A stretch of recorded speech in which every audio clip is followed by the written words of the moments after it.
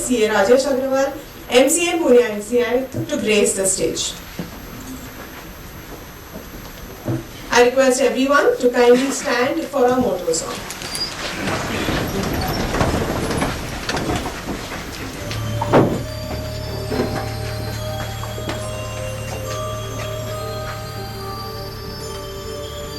य एष सुप्तेषु जागति य एष सुप्तेषु जागति कामं कामं कामं पुरुषो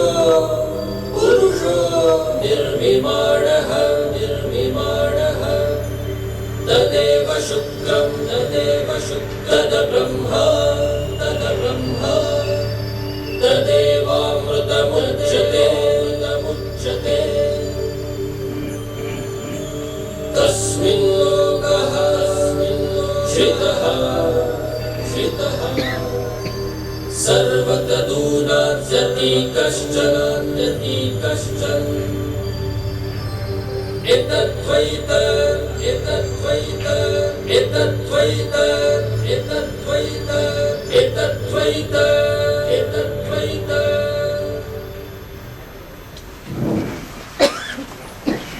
Thank you, everyone.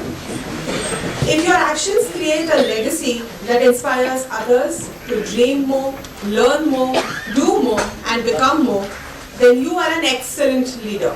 This exemplifies our chairperson, CA Amrita Kulkarni Madam. I request Madam to kindly brief about the conclave.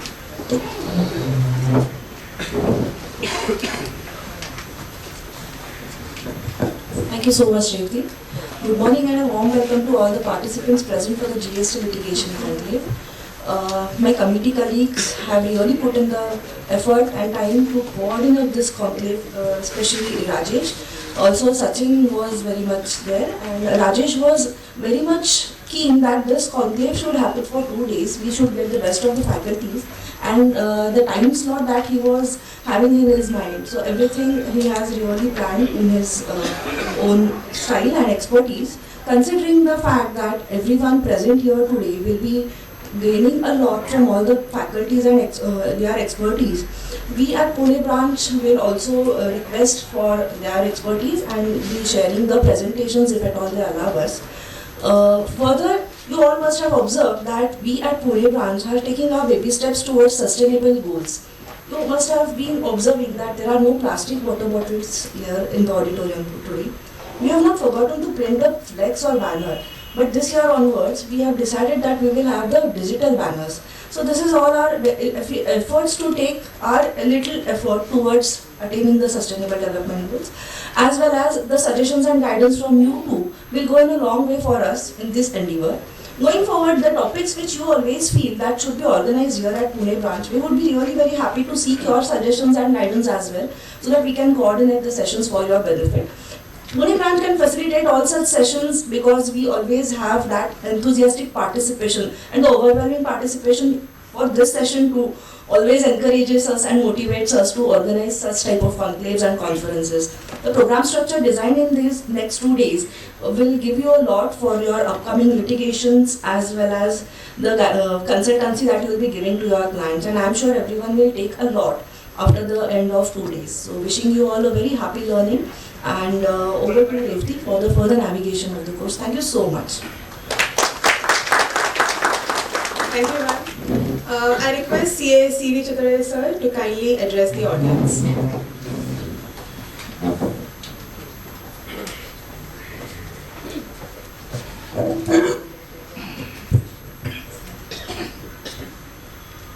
Good morning.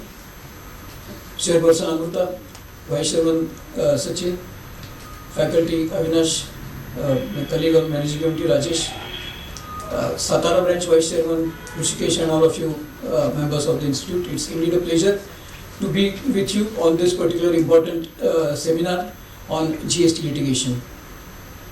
As you are aware that litigation is there in income tax, that is direct taxes, as well as in GST.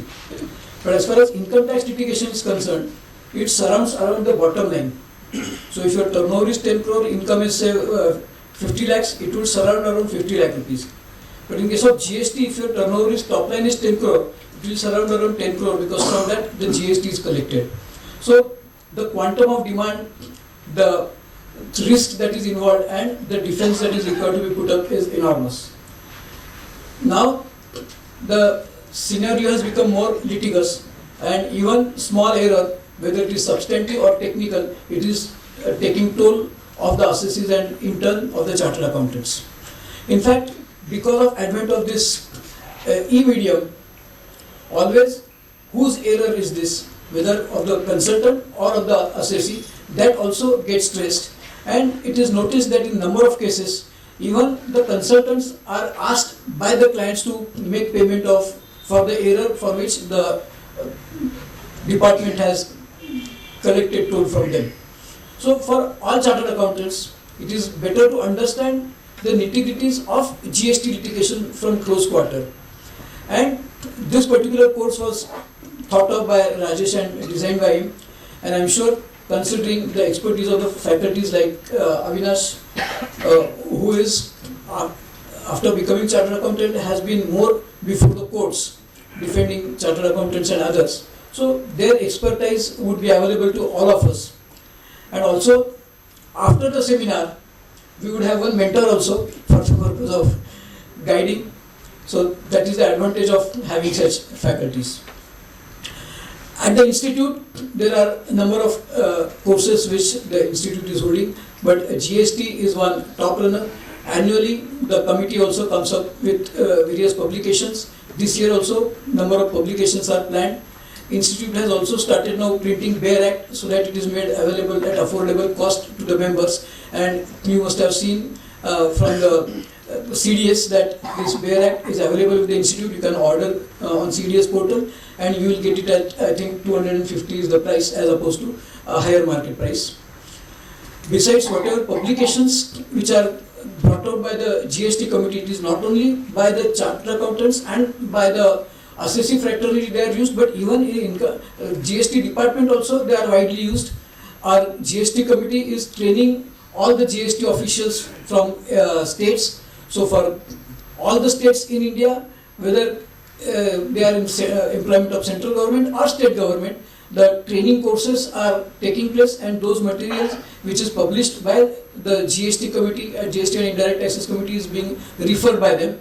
So I am sure that when you refer the material by the ICI, the lectures by these faculties, I think you will have original information and knowledge which even the department is making use of. Of course, besides GST also, now the institute is trying to sharpen skills into other ways of life, because now all the legal compliances relating to tax, relating to corporate laws have gone online. So the time which was otherwise required to be devoted on commutation to and fro to the office, waiting period, and then appearing physically, that has been dispensed with, and maybe much of the things are complied with online. Maybe sitting at home at 9 o'clock in night, you can do the compliance. So the elbow room which is available with the chartered accountants, the institute is trying to utilize that elbow room. And some of the courses which the institute has thought of is, say, I'll not name all but few courses. One is relating to legal drafting, because whenever we talk of taxes surround around documents. So drafting of that document also has to be made in an appropriate manner.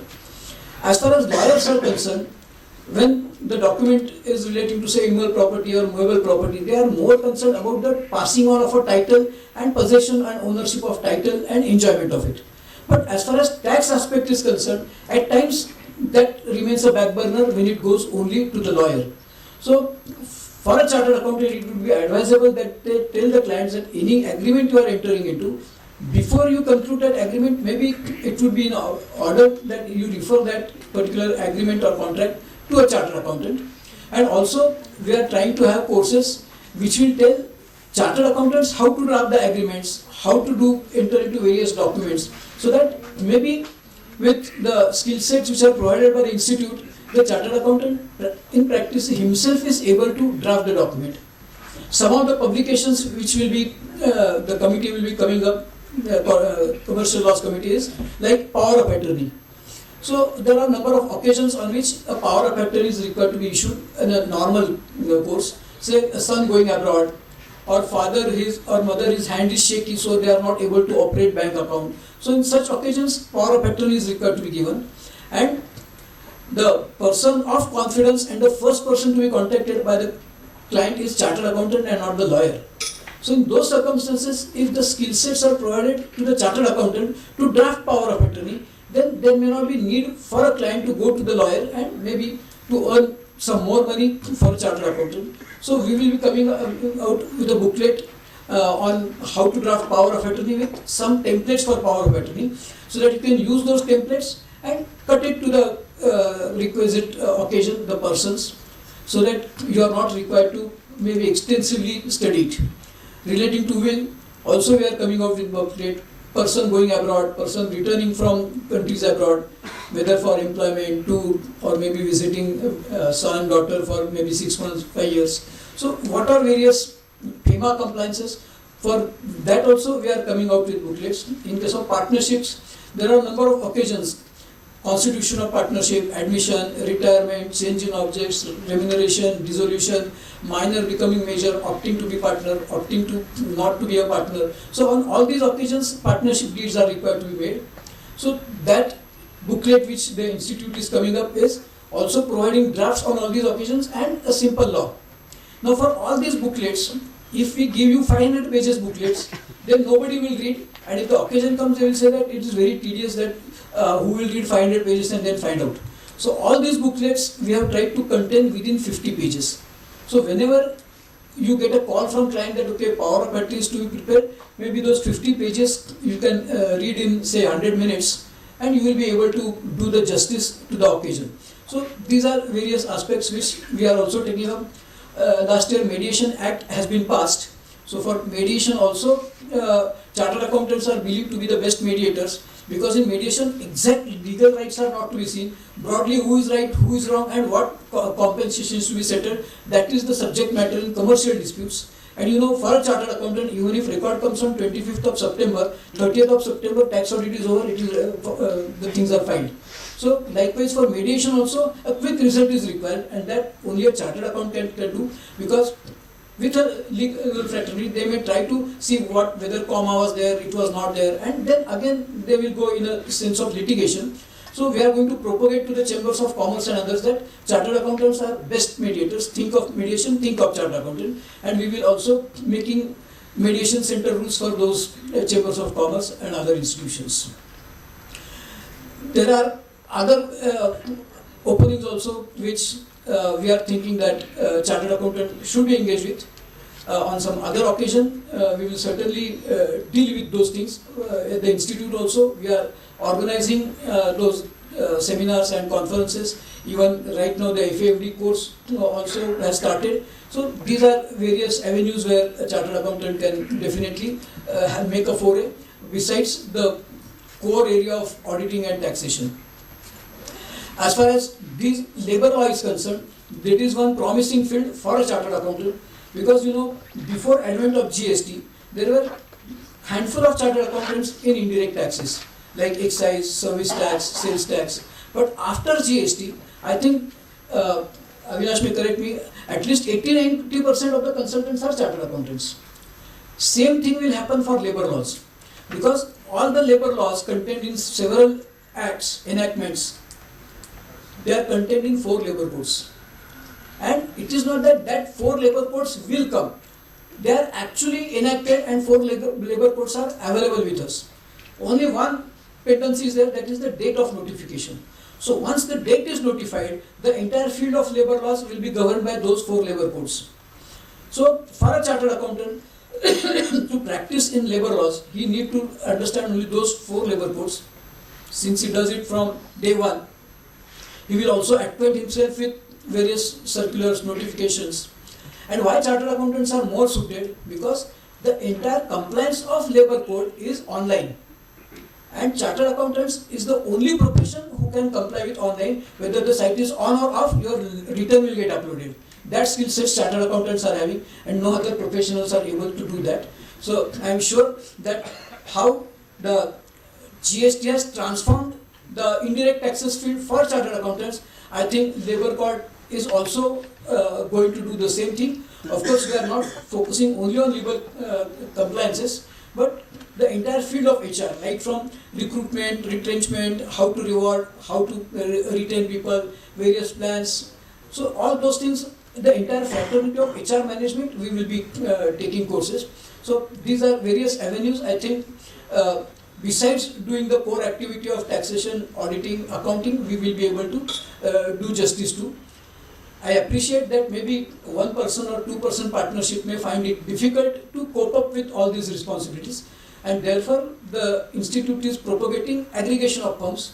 The bigger the firm, the better chances that you get better assignments, because even for a bigger company, maybe we are told that okay, when this person was small, having turnover of 10 lakh, I have told him how to prepare vouchers, how to maintain accounts, etc., how to use bank.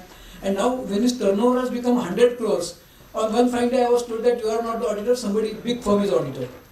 So why this happens? Because there is want of confidence. It's not that a sole proprietor is not having knowledge or he is not having any diligence, but it is the public perception that if he falls sick or if he is out of station, then who will attend to his particular work, and whether he is updated in all facets. So there the bigger firms are more in reckoning, and gone are the days that okay, after there are firm becomes big, somebody exit, etc. So for that also the institute is thinking of solution. They are making representation to the government. Maybe a joint audit we are proposing or already proposed. It is under consideration of Ministry of Corporate Affairs that for all listed companies there should be joint audit, and one of the joint auditors should be a homegrown firm. But then to cope up with the challenges, there has to be plurality of members, not 2 or 3. There has to be 5, 10, 15, 20. Then only the firms will grow, multidisciplinary, multi-locational. And to this end, Pune branch is also making efforts. So tomorrow we have called meeting of volunteers, those who will coordinate this initiative of aggregation of firms, and then in coming months we will roll out. We will have meetings of the like-minded chartered accountants, those who want to grow, so that maybe they can discuss that how they can join. We will prepare a directory. The directory will say what are my strengths and what are my expectations. Supposing I am practicing in GST, so I will give that I am practicing in GST, and my expectation is maybe I have 100 clients in GST. I will expect that somebody from direct tax or audit should come, so that that clientele is available for him. Or my thought process may be okay, I am doing 100 clients in GST. Maybe I want to become a biggest firm in GST in a geography. So I will say that those who are doing GST should join me. So that reading his profile and reading his ask, if you feel that you are the firm which he is looking for, maybe both of you can discuss, and then if possible you can forge alliance, you can be in partnership. Now while the meetings take place, then said पहले आप बोलो क्या बोले, नहीं आप बोलो ना कैसा करना है, तो पहले discussion नहीं होता है. So we are going to prepare agenda also. Okay, these are the points on which you should discuss. These are the drafts which are available for partnership. So in case of junior, senior, in case of GST person doing with direct tax, GST doing with GST.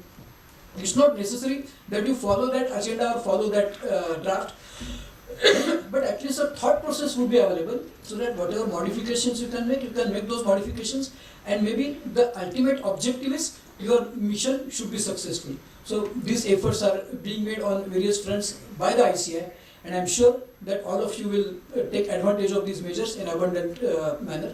So thank you for joining this course, and I welcome you for the further initiatives of participating in further initiatives of ICI and Pune branch. Thank you. Thank you, sir. Thank you, respected dignitaries.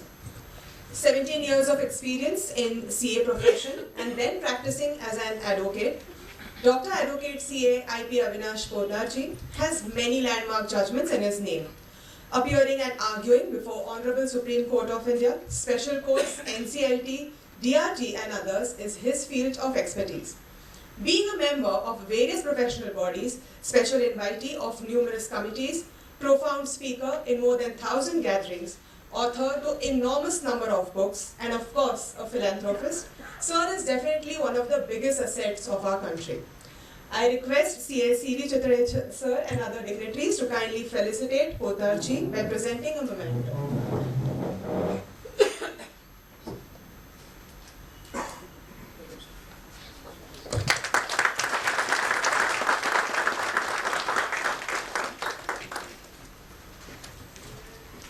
Thank you, sir.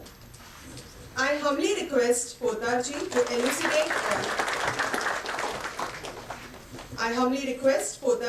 elucidate on writ a way ahead before High Court. Morning to all of you. Thank you. At the outset, I would like to thank Pune branch of WRC for giving me this opportunity of sharing my views on this very pertinent topic, or rather I would say the need of the hour, how to manage the litigations that we are forcing are knocking our doors, or rather it has already knocked the doors. I would like to thank the chairman,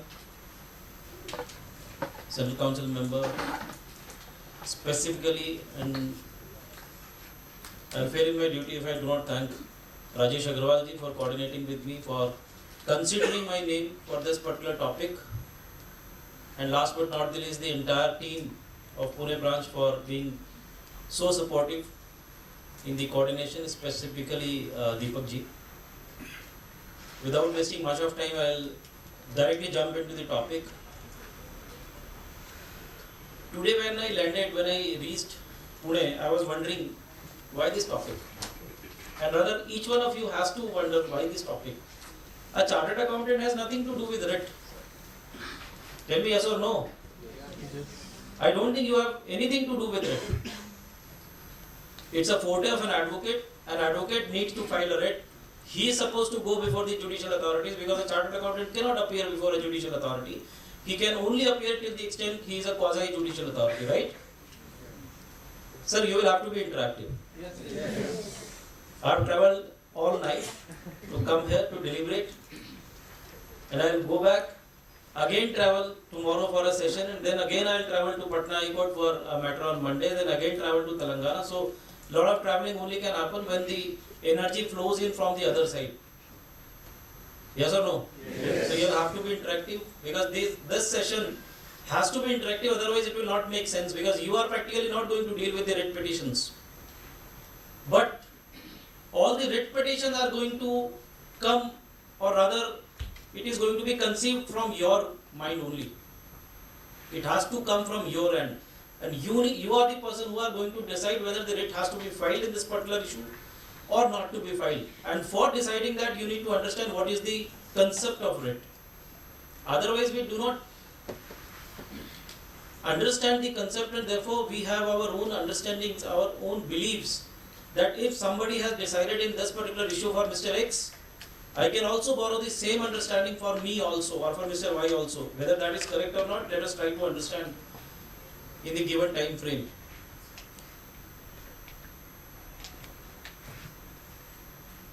Now please understand, it is not necessary to execute everything. It is not necessary that we execute everything. Important is that we administer after understanding that particular concept. Tell me yes or no? मैं क्या बोल रहा हूँ तो समझ में आया ना? Chartered accountants are now more into administration. We are expected to be a good administrator, over and above the executor.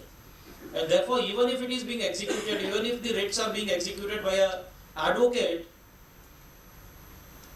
we chartered accountants have to be administrator of that particular writ era or writ jurisdiction. And for that we need to understand what is writ all about. See, it is a old, ages-old concept. 13th century it was there. In India it was there in 18th century. Thereafter, Special Relief Act 1887 was having a clause pertaining to writ. Thereafter, when the Constitution came 1950, there were two articles which were embedded for writ. Article 226, so far as the High Courts are concerned, and Article 32, so far as Supreme Court is concerned. But here we need to understand, because a lot of queries I receive. Now recently what we have done is we have challenged one very important section which is going to create, or which is creating a problem to each one of us, rather more to a businessman, that is 43B clause H, proviso. पता है ना वो सब? it says that it has to be paid by 31st March. Whereas for rest of the clauses, that is 43B, A to G, it says it can be paid till the annual return or till the date of filing of the return under section 139. Correct? We have challenged this before the courts. Now, important is when something can be challenged. Which are the writs empowered under the Constitution for the courts to issue or the jurisdiction of that court? So the point which I was trying to raise is, somebody came to me and he said, Avinash, why you are approaching High Court? Let us directly go into the writ before the Honorable Supreme Court under Article 32. So kindly be with me for next 2 minutes and try to understand when to approach the High Court and when to approach the Supreme Court. And as per my limited understanding, so far as writs are concerned or writ jurisdiction is concerned, High Court has much more power as compared to Supreme Court. We have a mindset that Supreme Court is the apex body and therefore whatever has to be decided, if decided by Supreme Court, that will become the law of the land. But we also need to understand whether the jurisdiction of the Honorable Supreme Court is there in that particular question or not. If the jurisdiction is not there, that writ is going to fail before the Honorable Supreme Court, but that writ is going to be maintained or maintainable, it will become maintainable before the Honorable High Court. That is a judgment, there is a judgment of Honorable Supreme Court in case of G Telefilms versus BCCI. एक judgement है हम लोग supreme court में गए and there is a concept of state. I'll come to that. Just note this. If I forget, because I speak extempo, if this slips out of my mind, please raise this कि sir ये क्या case था. Now there are five kind of writs which are now being issued by the courts or the constitutional courts, whether it is Supreme Court or High Court. Earlier there used to be multiple writs, but now it is only 5 writs which is being issued. The first kind is writ of certiorari. Why I am saying this? I'll connect you with the exact practice that you are doing and which writ is maintainable, which writ is not maintainable. See, every grievance which you face or which you have cannot be taken to a writ court. We need to understand whether a particular writ can be issued or not. So first kind of writ as per today's discussion would be writ of certiorari. Anybody aware what is writ of certiorari? Acha, chaliye. Can I ask one question? The question is, are you aware between the difference between an appeal and a writ? I'll have to go to that level to make you understand. And that is the biggest challenge which I have. Had it been a case of tax advocates, it would have been easy for me. But I'll make it easy for all of you. Explain me, or anybody, difference between a writ and an appeal. Okay. Appeal is from statute. Sir. Yes. Appeal is from statute. Writ is any unreasonable action taken by the state or any judicial authority. You can go to the High Court. Okay, very good. Sir. Appeal can be filed by the person involved in that order or case. Writ can be filed by anyone who... You mean to say PIL? Achha. Even PIL is also writ. That is also under Article 32. But the concept is different. Provisions of writs are given under Constitution, whereas provisions of appeal are given under the particular... Exactly what sir said. I agree. But that statute also comes from the Constitution. Constitution is the parent. That is the father legislature. So that is why it is called as statutory rights and writs are called as constitutional rights. Okay. Sir. An appeal will have an underlying dispute or an order Right, which you will file an appeal. Correct, sir. A writ may have no such underlying Okay. Got order. it. I was looking forward for a different answer, but let me ask you another question. Sir, अभी हो गया. आप ये miss बस. दूसरा question आएगा. Sir, I am here to learn. I am not here to, because I am not word teaching anything. I am here to learn. So I'll ask you. I'll keep asking questions and keep learning. If you also want to learn, you can also keep asking questions. Let me ask another question. today morning when I reached Pune, I was feeling a stomach pain. Normal है हो सकता है. My partner CA Pramod Lokania was there. He came to receive me. Then he said, "Ki sir, let us go to a doctor. Let us go and see a doctor because you have a session. You have to stand and speak for 2 hours, then travel again." I said, "Fine enough." I went there. He suggested some of the tests to be done. Then after the tests, he decided and he gave me a prescription. Right? Now, another person also felt the same kind of stomach pain. दूसरे को भी ऐसा ही same pain हुआ. So I said, यार ये prescription मुझे दिया है ना, you also take the same medicine. Same kind of pain is there. Can it be done? It cannot be done. Yes, it cannot be done, right? He will have to go and get his test done separately and then take a diagnosis and a separate or a different prescription. Maybe it can be same or it can be different. We never know. But merely relying on this particular prescription of Mr. Avinash, Mr. X cannot take or follow the same prescription, and that is exactly what is writ. Writ is a fundamental right being infringed. A fundamental right assured by the Constitution of India to a citizen of India, when it is getting infringed by any manner whatsoever, by any action of the executive, parliamentarian,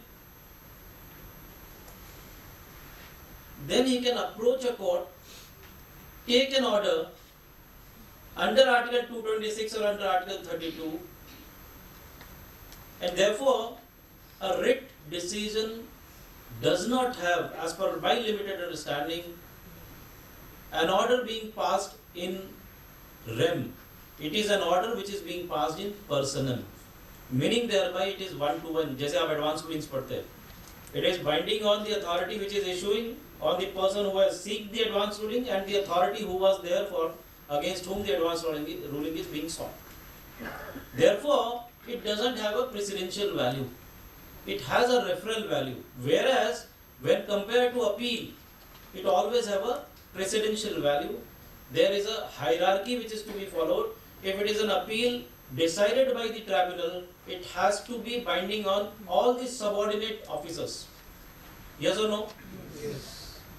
This difference has to be noted by every chartered accountant while doing practice. Generally, what is happening in GST till date, there is no tribunal as on date. Commissioner appeals or the first appellate authority's order is not being printed or published anywhere. You cannot bind another commissioner appeal or another first appellate authority showing the order of the another appellate authority. It do not have, because both are at par. No one is subordinate to one another, and therefore it is not having a binding principle or precedent. So what you are doing is you are relying on a judgment of a high court decided by a writ court. आप decide करते हैं अभी safari retreat, it has been decided by Odisha High Court, it is pending before Supreme Court. You decide Munjal Manish Bhatt, you rely on Aap and Company, you rely on various judgments, Radha Krishna Industries, so on and so forth. All these judgments are decided by a constitutional writ court under Article 226 of the Constitution of India, which is not binding, which is binding only on the person for whom the writ has been issued. जिसके stomach में pen था, जिसको prescription दिया गया, only to him. You cannot borrow the same prescription and say that please follow this, otherwise I will take you to the contempt. No, no contempt lies. If the officer does not follow an order which has been passed by even the jurisdictional high court, under Article 226 he is not bound to follow it. He may distinguish, because that doesn't have a binding precedent. Had it been a case that it would have been an appeal order and the facts are same, it has a binding precedence. So the first important aspect to be learned here is that whenever we rely while replying to any show cause notice or any communication whatsoever on any of the judgments, we need to go into and look into the facts, whether the facts are similar. Yes, if the facts are similar, if it is an Article 226 order which is being relied upon, then we have to say that we are borrowing a reference from this particular judgment. The facts were same. and therefore this decision, and therefore we are relying upon it, needs to be followed by the authority. But you cannot drag him before the contempt court. You cannot do that because binding था ही नहीं. आप समझ रहे हैं मैं क्या बोलना चाहता हूँ? So now try to understand the writ of certiorari, writ of mandamus, and all those writs. And therefore, please be prepared if you face or come across any of such situation wherein you find that the immediate order which is being relied upon by you have the same identical facts. I would recommend personally to go into a writ, not to file appeal. To go for a writ petition, because the court which has passed the order will certainly follow the order if the facts are identical, will certainly follow the previous order of the other bench. More specifically when it is a same jurisdictional high court. Delhi High Court का कोई judgment है, you may not rely upon, you may not go into the writ court. But if it is a Bombay High Court, you should go. Because even if it is passed by a coordinate bench, the bench is different, but it will be followed because there are precedences led by the Honorable Supreme Court which says that the jurisdictional High Court order has to be followed by the coordinate bench if the identical facts are there. Now let us come to our practice. Writ of certiorari. Anyone who can help me? What is writ of certiorari? Yes, sir. High Court will pass an order against the lower court. Okay. So हमारे यहाँ तो कोई lower court है ही नहीं sir. हमारे यहाँ तो commissioner appeal और जीएसटी ट्राइब्यूनल है. Writ of certiorari is certificate of correction. Writ of certiorari can be said to be a certificate of correction. Now we have already discussed that writ can be passed by only two courts, High Court or Supreme Court. High Court under Article 226 and Supreme Court under Article 32. Now if anybody has read Constitution, or we have, I'm sure that we would have faced the occasion of reading the Constitution. Part 3 of the Constitution deals with the rights. अगर आप Part 3 देखेंगे तो Part 3 deals with the rights of a person, and Part 3 में ही Article 32 आता है. Article 32 of the Constitution of India falls within Part 3. Part 3 deals with fundamental rights, and fundamental rights से related कोई writ होगा, that is directly you can go to the and go and approach the Supreme Court. But if it is not related to Part 3, there are many other writs which can be issued by the Honorable High Courts, then you will have to go to the High Court. Therefore, I was trying to say that Supreme Court has a limited power when it comes to writ, but High Court has a broad power when it comes to writ. How it? Let us try to see some examples. Writ of certiorari is certificate of correction, meaning thereby, rightly said by sir, if any subordinate officer or subordinate person passes an order, now please mark my words, which is without jurisdiction, which is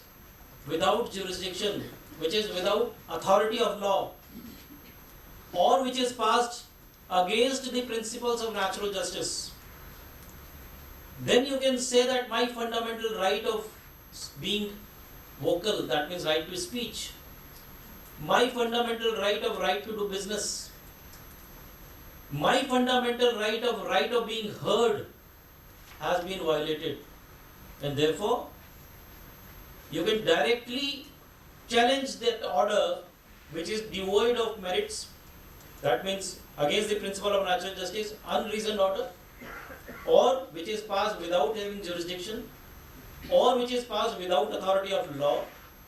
You can directly challenge under Article 226. Now before this, try to understand another concept.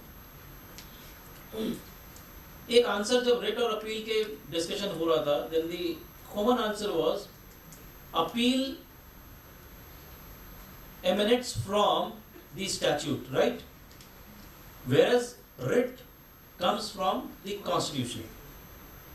Meaning thereby, a fundamental principle is a writ is maintainable only when there is no efficacious remedy available to the citizen of the country.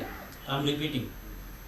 A writ lies or a writ can be issued or a writ is maintainable only when there is no efficacious remedy available to the citizen who is feeling aggrieved. Are you all with me? If he has any remedy, so appeal is what? Appeal is also an alternate remedy, na? It is available in the statute book. If you are not satisfied with the order passed, go to the appeal. So therefore, where is the question of filing a writ petition? The question lies only when any of these three situations are available or all of these three situations are available. Without authority of law, the order has been passed. Without jurisdiction, the order has been passed. Or it has been passed not following the principles of natural justice.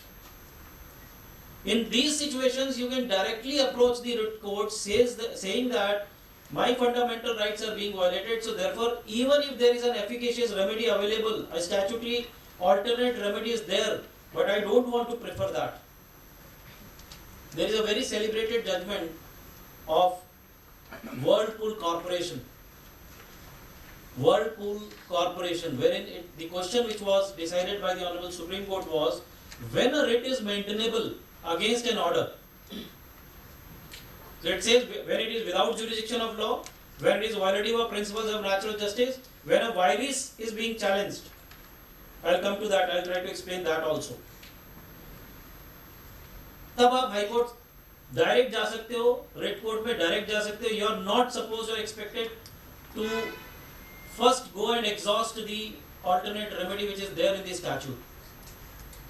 Yes, sir. Sir, for filing of an appeal, I have to pay pre-deposit. I'll come to that. इतना सब आप लोग मेरे साथ हैं, sir? Please tell me yes or no. Yes. Now another question which sir has asked, and let me answer this question from the mindset of the courts. When we file a writ against an order, the first question which the court would ask would be, because अभी तो जो order आते हैं वो 1 करोड़ 2 करोड़ 5 करोड़ 50 करोड़ 10 करोड़ ऐसे आते हैं. Matter होगा 10 लाख का तो भी वो 1 करोड़ 5 करोड़ तो बनाएगा, because he will first sit on table to negotiate. Sir देखो 5 करोड़ का ऑर्डर बन रहा है, मेरे पास 132 का पावर्स है, मैं आपको अंदर डाल सकता हूँ. अभी अपने टेबल पे बैठे हैं क्या sir? You being a chartered accountant, you will say, why should we sit on table? You should show cause notice and do whatever you want. So therefore, he will pass an order.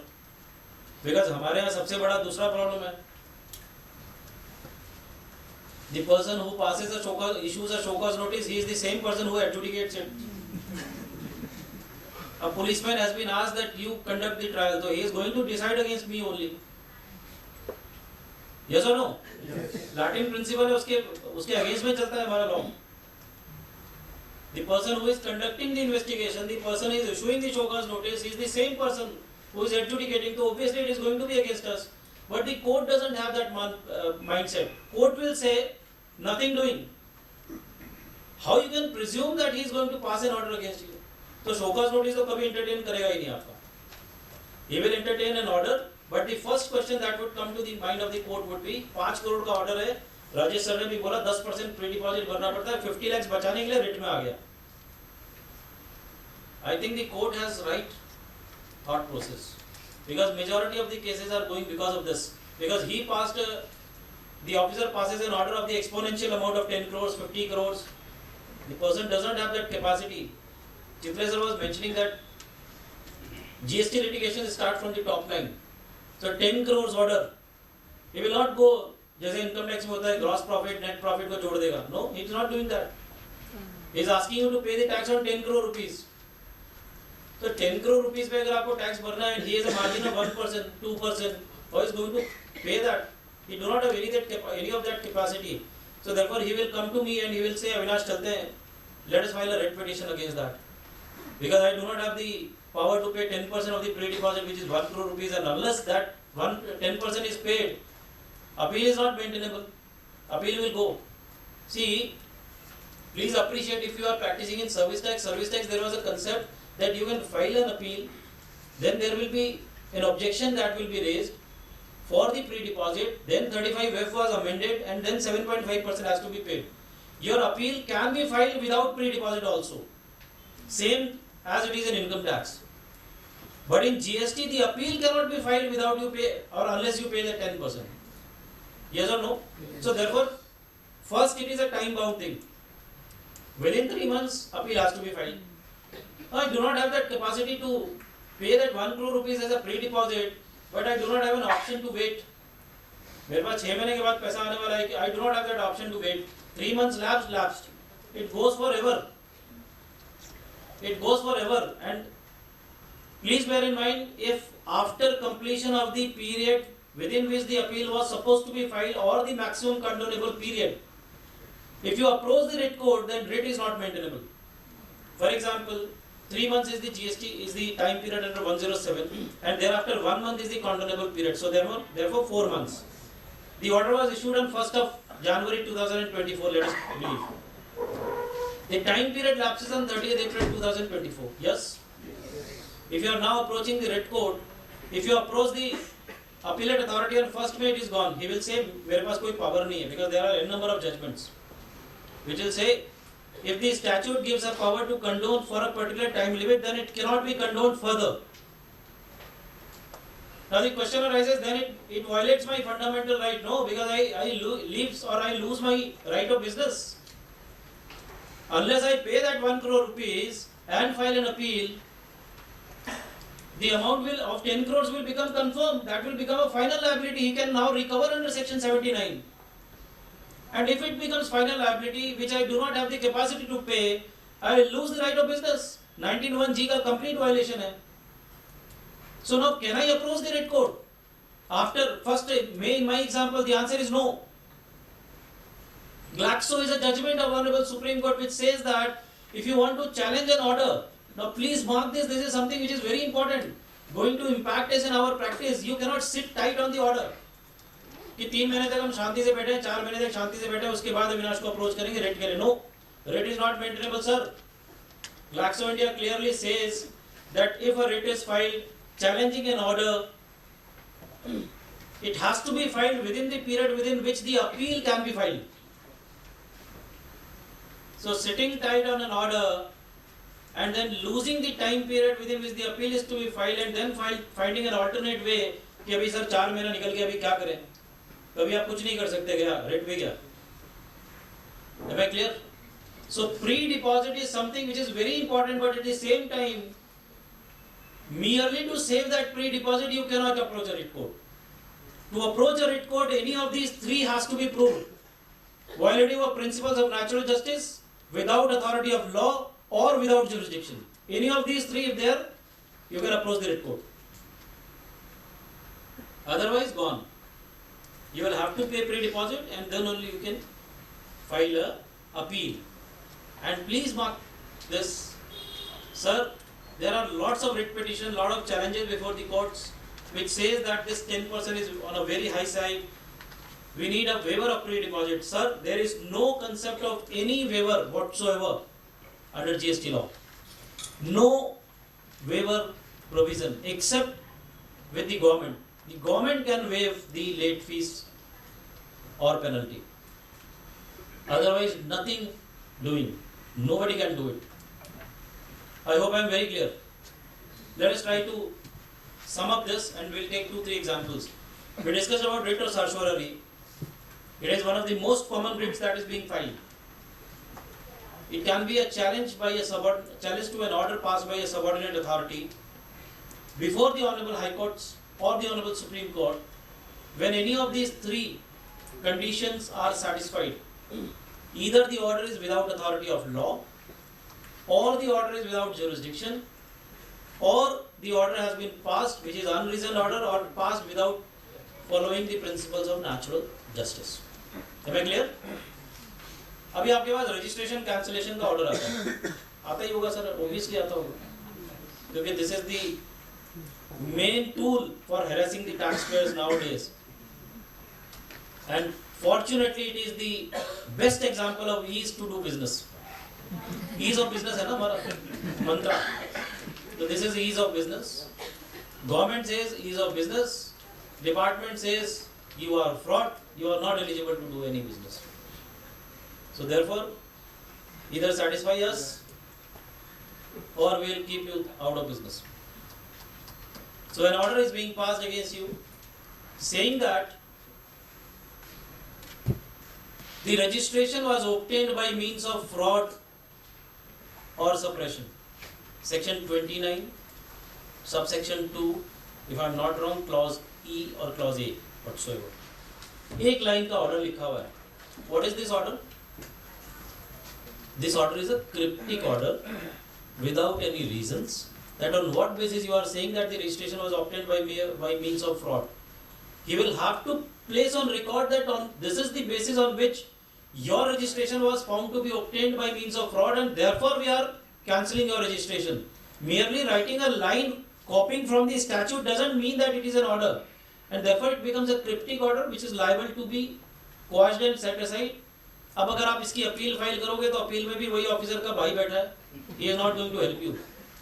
So the best approach would be to go to the Writ court, get the order quashed, get it remanded back. He will give you an opportunity again and he will pass the reasoned order. And against that reasoned order you can go to the appeal. Also please note, under section 111 of the Act, where the powers of the appellate authorities are there, he doesn't have any power to remand back the order. Sir, remanding back is not there in GST, so therefore if something is not submitted at the stage of hearing, of appeals or adjudication, he cannot remand it back, so therefore he is going to confirm because he will not be setting aside that order also. So the writ will become the jurisdictional or right way to approach, and that will be writ of certiorari because the order was passed against the principles of natural justice, because principle of natural justice demands that if any adverse decision is taken against you, it has to be taken with reasons and with supporting evidences. If it is not there, it is against the principle of natural justice. आप direct 226 में जा सकते. Another example can be, an order is being passed on 1st January 2024 for the year 2018-19 under section 73. This is a question which is being examined by the various high courts, wherein we have challenged the notification 9 of 2023 or 56 of 2023 extending the due dates. आपको notices आए होंगे ना? Due dates under section 73 has been extended by way of a notification 9 of 2023, and according to that the orders are being passed or the show causes are being issued. In all the courts almost we have challenged this. We got a stay from the of the order also and of the show causes also in many of the high courts. The point is, when a section demands a particular circumstance or a situation, section 168 capital A is the section under which those notifications are issued. 168 capital A demands the extension or allows the extension only when there is a situation of force majeure. If the force majeure circumstances are not there, the dates cannot be extended under GST. So we have challenged that there was no circumstance of force majeure on 31st March 2023, and therefore the extension notifications are invalid. And therefore, when a notification is invalid, please understand, when a notification is invalid, then invoking the power from that notification, issuing an extended show cause notice and passing an order on the basis of show cause notice absolutely becomes without authority of law. So this can be challenged. Meaning thereby, if an order is passed which is time barred, a show cause notice is issued which is time barred, it can be directly challenged. Under Article 226, and a writ of certiorari may be demanded, and that may be quashed and set aside. Let us take another example of jurisdiction. You are registered and your registration lies with central authorities. The state authority issues a show cause notice to you and then decides also.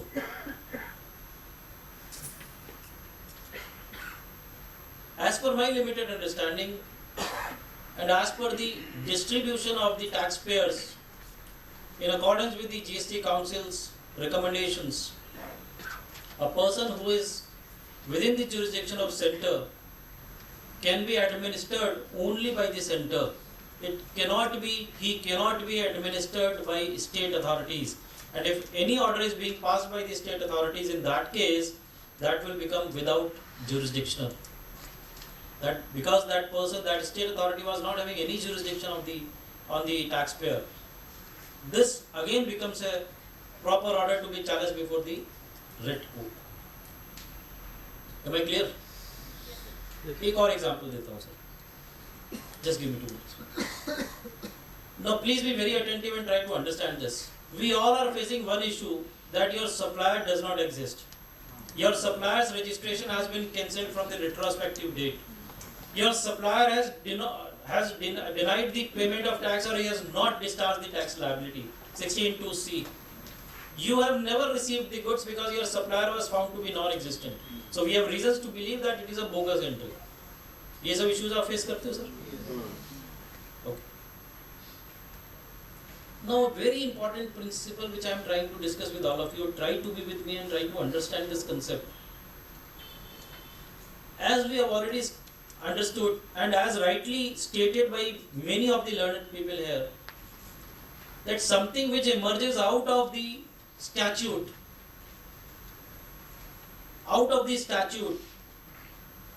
appeal should be filed for that. So therefore, any order which comes for violation of 16(2)(c), for violation of 16(2)(a), 16(2)(b), whatsoever, if you file an appeal, what will be done? Please understand, even the appellate authority, even the second appellate authority, tribunal, High Court, Supreme Court, all are going to decide within what? Within the 4 corners of law.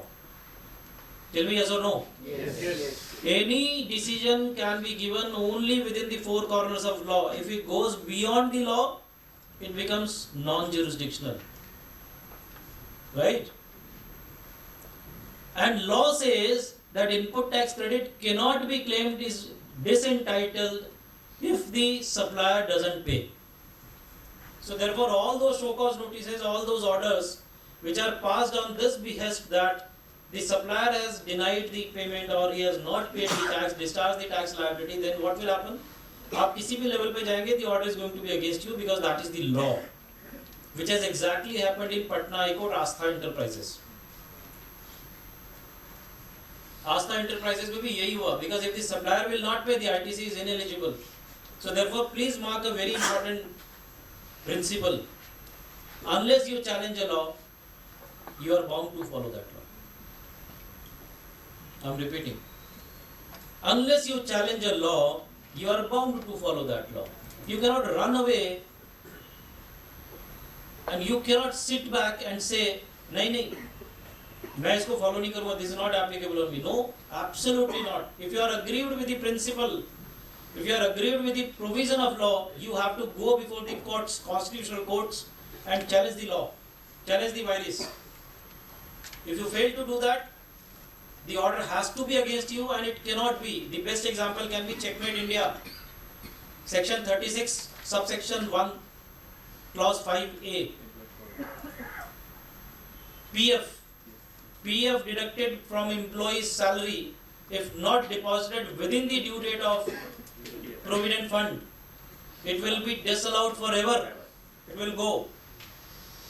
Nobody has challenged that particular provision. That provision to be discriminatory. Article 14 violation. Equals cannot be treated unequally. Nobody has done that. So therefore, Checkmate India. So the example is, right from assessing officer till Supreme Court, everybody will follow the law which is written. And the law written is 36(1)(5)(a) का violation हुआ तो पूरा disallow हो जाएगा.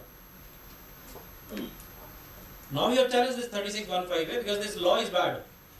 You need to strike down that law, and striking down is only possible when we file a writ petition. So therefore, this is second thing to be learned. पहला आपने देख लिया कि आप ऑर्डर कैसे चैलेंज कर सकते हो, कब चैलेंज कर सकते हो, when it is without jurisdiction, without authority of law or principles of natural justice. Now when you find that there is some order which is passed against you and you are not happy with the law which is written in the law books or the rule book, you will have to go and challenge the order as well as the rule before the High Court or before the Supreme Court.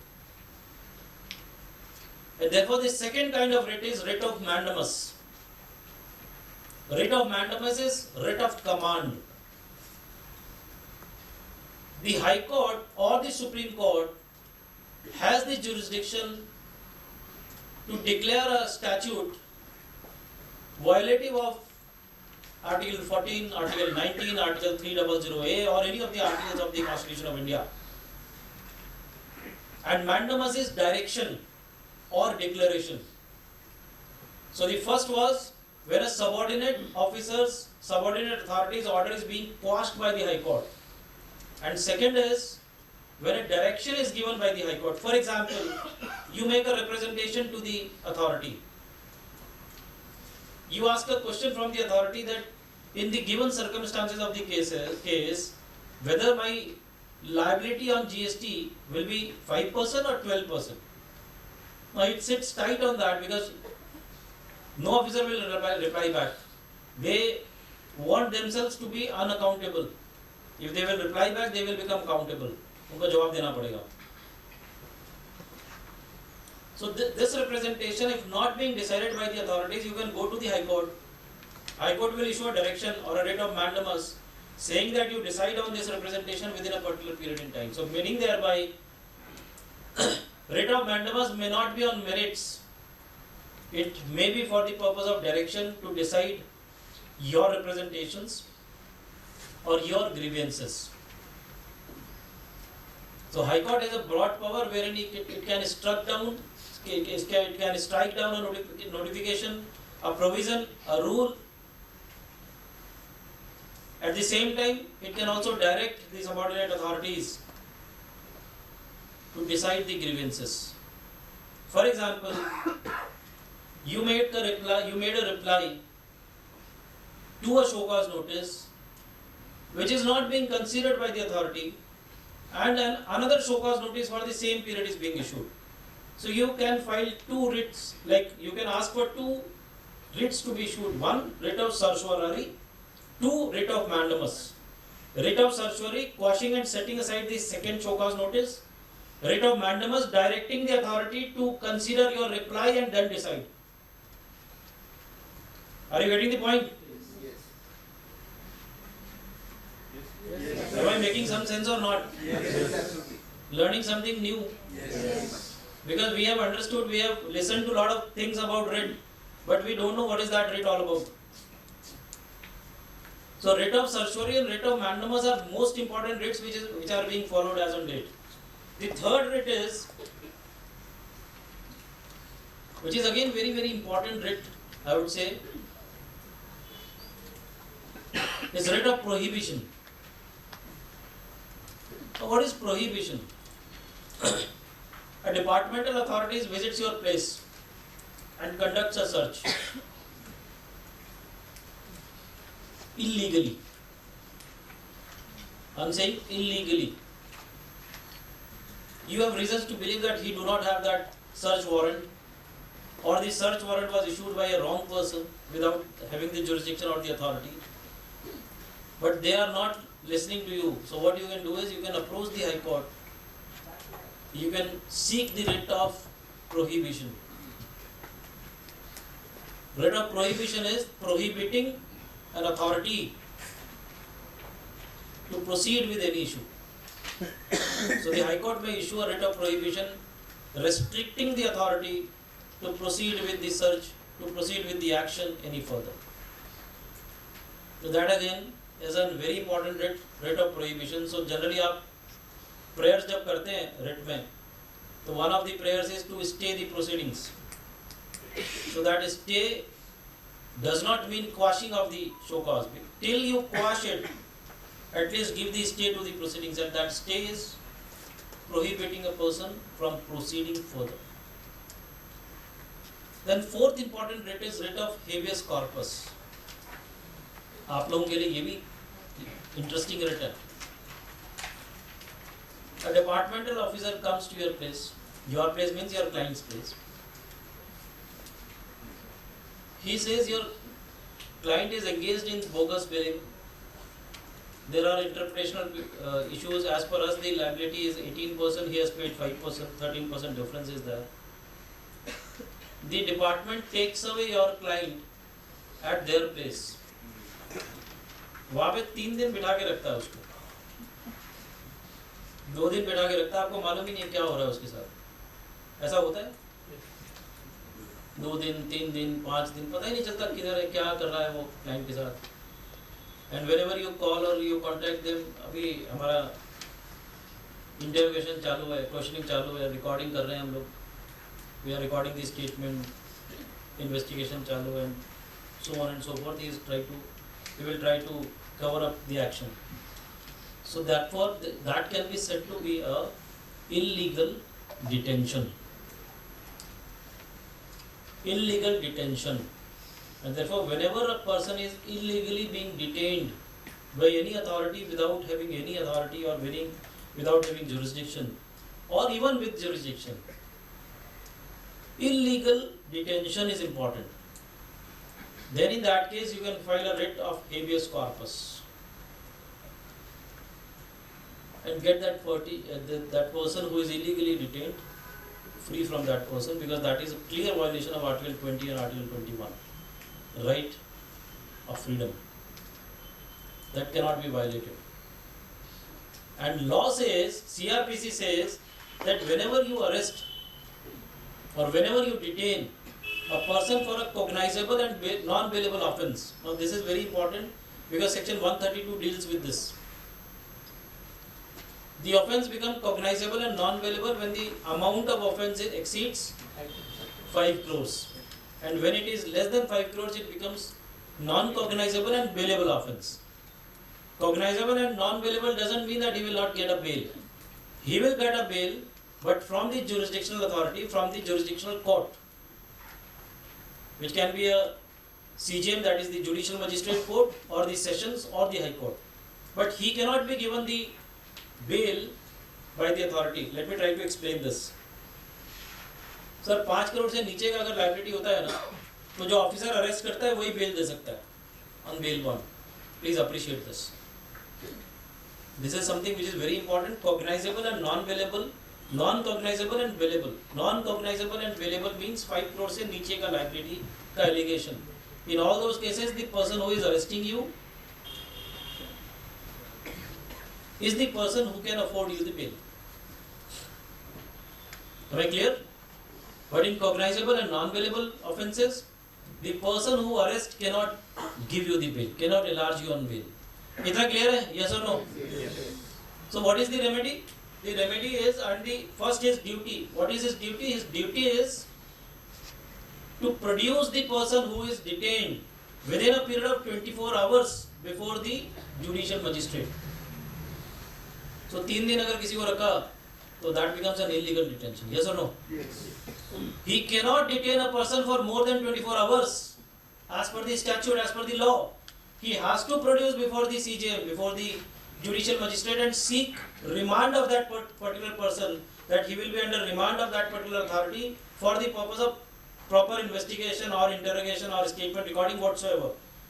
But within 24 hours he has to be produced. तो अगर आपके पास आपके किसी client का whereabouts 24 hours तक नहीं आता, you can file a writ of habeas corpus before the High Court for illegal detention of that particular person. And please mark my words, and this is something which is coming out of my experience.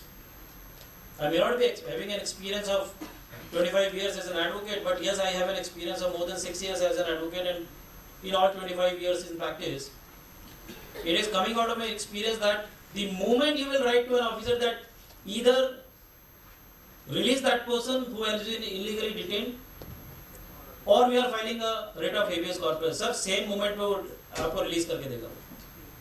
This a chartered accountant should know. Even chartered accountants are getting arrested, they are not aware. They have that writ of habeas corpus in existence.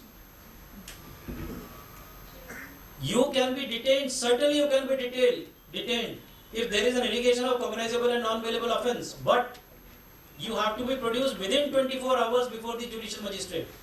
If that is not being done, it becomes an illegal detention and therefore you can file a writ of habeas corpus and get released. Immediate वो officer आपको release करेगा क्योंकि उसको पता है the High Court is going to come back very very strongly and very aggressively on that person who is illegally detaining anyone. That is not permissible in the Constitution, sir. Illegal detention means right of personal liberty being taken away, which is not at all permissible, sir. Murder करने के बाद भी bail हो जाता है, because right of personal liability is a fundamental right given to a citizen. If there is no sign of he being flying away, there is no sign of he being manipulating the evidences, then during the trial he is not supposed to be within the four corners of the jail. No, he has the right of liberty and therefore बाहर रहेगा. इसके लिए murder का trial जो 50 साल तक चलता है, 50 साल में आदमी चला जाता है, उसको कभी भी सजा होती ही नहीं. But nowadays there are fast track courts. Things have improved now. Civil courts में होता है, आपको कोई अपना प्रॉपर्टी चाहिए तो 50 साल की आपके जाने के बाद आपकी नेक्स्ट जनरेशन भी लड़ेगी, उसकी नेक्स्ट भी लड़ेगी, तब वहाँ मिलेगा शायद. Civil I agree, but criminal now it is not that as it used to be, because there are fast track courts now. Are you all getting the point of habeas corpus? This is something which is very important in your practice. You are facing this day in and day out. See, please appreciate coming to your premise, conducting a search, being there for 7 days, no problem. अगर वो search चल रहा है तो, अगर वो आपसे खाली पैसा बनवाने के लिए वहाँ पे बैठा 6 दिन 7 दिन, सर्च तो एक पहले दिन में कंक्लूड हो गया था, then also it becomes illegal action, but not illegal detention. Illegal detention is when you are within his control, at his premises, and he is not giving any whereabouts, neither he is arresting you, he is keeping you under his detention and harassing you. That is not permissible. So you can very well write to a person, ki sir, you are not giving a whereabout, give me an arrest memo if you have arrested that person. If that is not being done, he is not being produced within 24 hours, that means it is an illegal detention, we are going for a writ of habeas corpus. Sir, आप लिख के देंगे, I am very sure about it on the basis of experience which I am having, I am sharing this, saying this, वो आपको release करके देगा 1 घंटे के अंदर. Another very important aspect which every chartered accountant should note, there is a judgment of Vinit Kumar Seni of Honorable Supreme Court, a very very important judgment, which can change the way you think about your practice when your person is getting harassed. Sir, एक बात बताओ, honestly बताना आप, I want answers on this. कितने लोगों के client के साथ ऐसा हुआ है कि उसको स्टेटमेंट के लिए बुलाया, सुबह 8-10 बजे बुलाया, रात को 10 बजे तक बिठाया, फिर बोला कल फिर आना, फिर बुलाया 10 बजे, फिर नेक्स्ट दिन 10 बजे तक, फिर बोला कल फिर आना, और वो 10 बजे से 10 बजे तक बिठाता है, लेकिन 1 घंटे स्टेटमेंट करता है, 11 घंटे उसको बिठा के रखता है बाहर. ऐसा हुआ किसी के साथ? जिसके साथ नहीं हुआ, he is extremely lucky. या फिर उसके जो क्लाइंट्स है, या तो दे आर एक्सट्रीमली ऑनेस्ट, और they may not be having that much of expectations by the officers. अच्छा, किसी के साथ भी हुआ ऐसा जहाँ पे मल्टीपल डेज के लिए आपको स्टेटमेंट्स के लिए बुलाया गया? हाँ या ना प्लीज? सुना है, ओके. चलिए, किसी के साथ ऐसा हुआ कि हम उसकी स्टेटमेंट पे रिलाई कर रहे हैं, उसने बोला है कि ये फर्जी है, इसलिए हम आपको कंफर्म कर रहे हैं? हाँ जी, ऐसा हुआ है. ओके, चलिए अब आपकी राइट की बात करते हैं. Sir, Vineet Kumar Saini is a judgement which says that whosoever officers records a statement and has the power of arrest, now this is very important, यानी any authority, चाहे वो पुलिस हो, चाहे वो DGGI हो, चाहे वो स्टेट हो, चाहे वो सेंटर हो, any authority, if they have the power of arrest and they are recording a statement of a person, that statement has to be recorded under a CCTV recording with voice. This is a judgment of Vinit Kumar Seni, Honorable Supreme Court of India. It is mandatorily to be followed by each authority. So therefore what you can do is, you can ask for a copy of that CCTV recording, saying that my client is saying you have harassed him. Or if he is saying I am relying on a particular statement of Mr. X on the basis of which I am alleging you, you can ask a copy of the statement when it was recorded for Mr. X. See, cross-examination we everybody know. कि cross-examination करना चाहिए, but this is a new thing which we should follow. We should ask for a CCTV recording. If not being given, you can go and file a writ of what? Correct. चलो एक बंदा तो है जो सुन रहा है. Writ of Mandamus can be filed, getting a direction from the court for the officer to give a copy, to supply a copy of the CCTV recording. This is something which is to be known for each one of us. Because generally वो यही करते हैं कि mister x का statement दिया है, उसने बोला है कि मैंने तो कुछ किया ही नहीं सर, मैंने कोई गुड्स नहीं दिए हैं, मैंने तो खाली बिल दिया है. Now we have two options. One is cross examination that we have to do, and second is ask for a copy of that CCTV recording when the statement was being recorded, whether it was recording in the normal circumstance or it was under pressure or coercion. If under coercion, that will go. If under normal circumstance, then you will have to find some other ground. Clear? Last writ is quo warranto. Quo warranto. Quo warranto is the minimum used writ because it can be filed by a person who is holding a public office, for example, minister of the country. Any officer who is holding a public office, against him, if a writ has to be filed, and for holding that particular position, if there is any qualification which is required, then only quo warranto can be filed.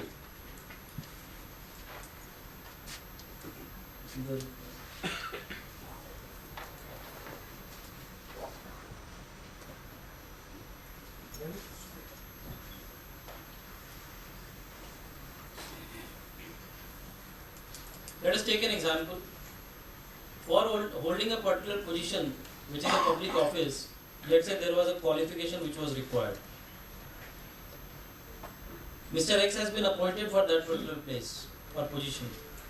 You have reasons to believe that he does not hold that qualification. You can file a writ of quo warranto, challenging that authority. Or other way around. Let's say I am an officer who is holding a public office. I deserve a promotion because I have that qualification which is required for that promotion, and that promotion is not given to me. I can go to the court, ask the court to issue a writ of quo warranto on the basis of my qualification that I deserve that promotion. Got this point? Yes. So this is a writ which is not being used by, or may not be useful for we chartered accountants, so therefore I am not pressing upon that. So 4 writs, 3 are very important, and it is not a case that you are supposed to file only or prayer for only one writ to be issued. There can be a writ of certiorari, writ of mandamus, and writ of prohibition. All 3 can be in one writ. I gave that example also. For example, an order has been passed against you without following the principles of natural justice. So what you will do? You will pray for the quashing and setting aside of that order. Quashing and setting aside of an order of a subordinate authority means writ of certiorari to be issued. Correct? 2. He has followed, let's say, a notification or a circular which you have challenged, or he has passed an order without considering your submissions or a representation. Then you can also seek a writ of mandamus in the same petition, wherein the court can be seek to issue a direction for considering your representation. So order is being quashed and set aside as a writ of certiorari being issued. Writ of mandamus is being issued with a direction to consider your submissions or the representation and then decide it afresh after giving an opportunity or following the principles of natural justice. So writ of certiorari and writ of mandamus both in one petition, and then comes prohibition. Till the order is passed or till the petition is pending, the High Court may stay the proceedings. That is writ of prohibition. We generally call this as an interim relief. But let us believe that it is not a prayer of interim relief. This is the main prayer, so there will be a writ of prohibition, wherein the court will prohibit him to take any further proceedings on the basis of my merits or the challenge. Am I clear? So 3 writs. कब लगा सकते हैं, कब कर सकते हैं? I believe I made it clear. Writ of Mandamus, writ of certiorari, and writ of prohibition. And then writ of habeas corpus. I have already given an example. I'll just take 1 minute to explain it again. Any client of yours or you, if being illegally detained for a cognizable and non-bailable offence for more than 24 hours, rather illegal detention even for 1 hour, I'll say go for a habeas corpus. But in most of our cases wherein the GST offence is there and he is saying 50 crore का इसके against में allegation है, 5 दिन 7 दिन 10 दिन तक बिठा के रखा है, रोज बुलाता है, and you are not aware कि वो where he is, so that becomes an example of illegal detention.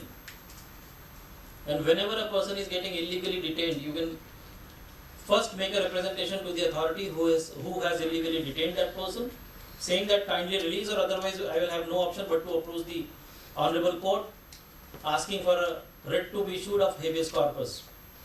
I am of the opinion that he is going to release it within a period of 1 hour. If he doesn't do that, go and file a writ of habeas corpus.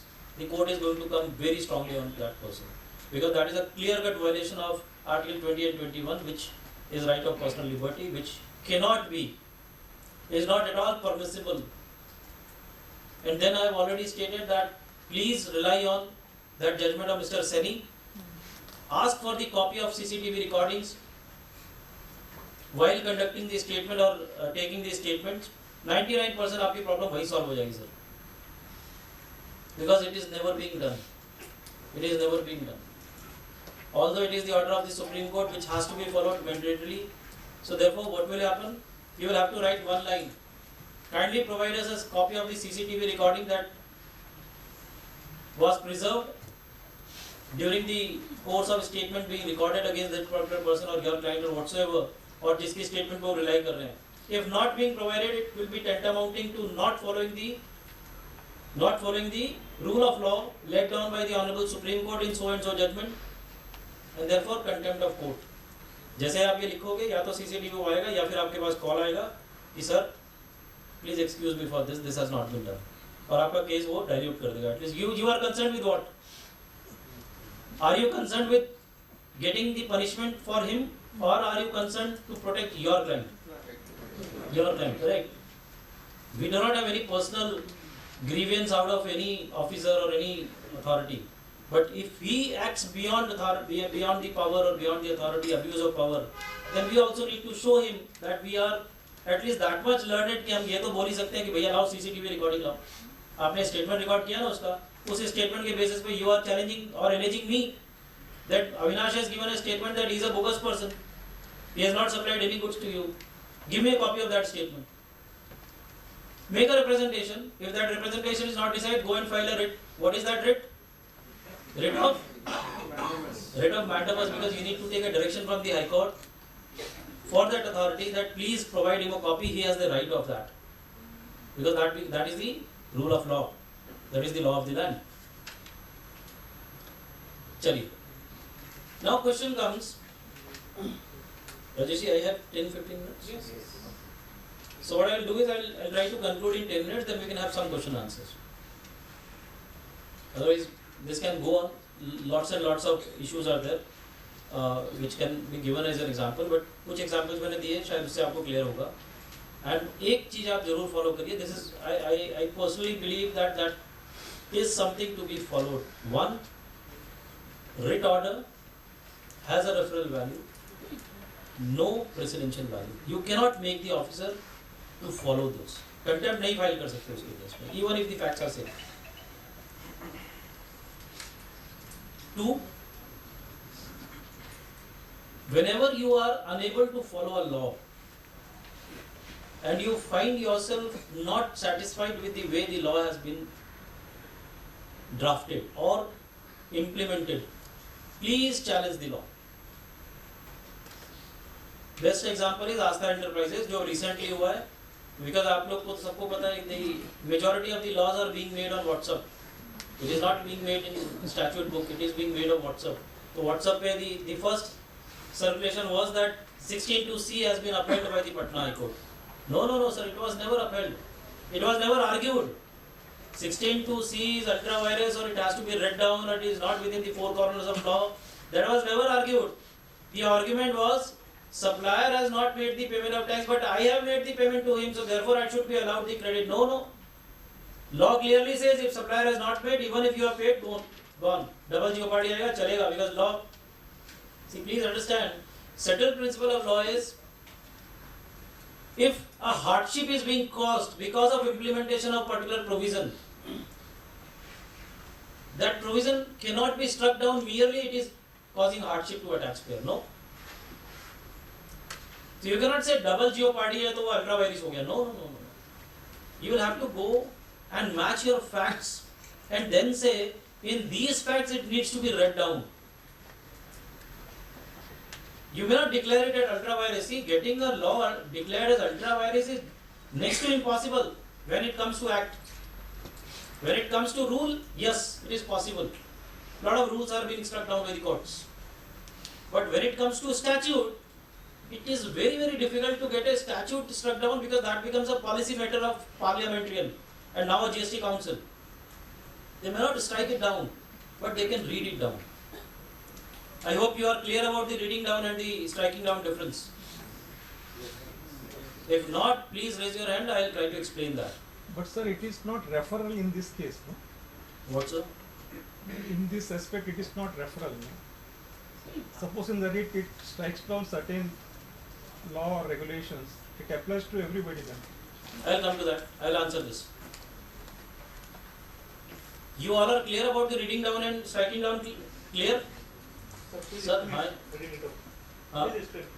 Please explain. Okay. Striking down is you are asking the Constitutional Court to declare the provision dehors the Constitution of India or dehors the law. That means it is absolutely illegal provision.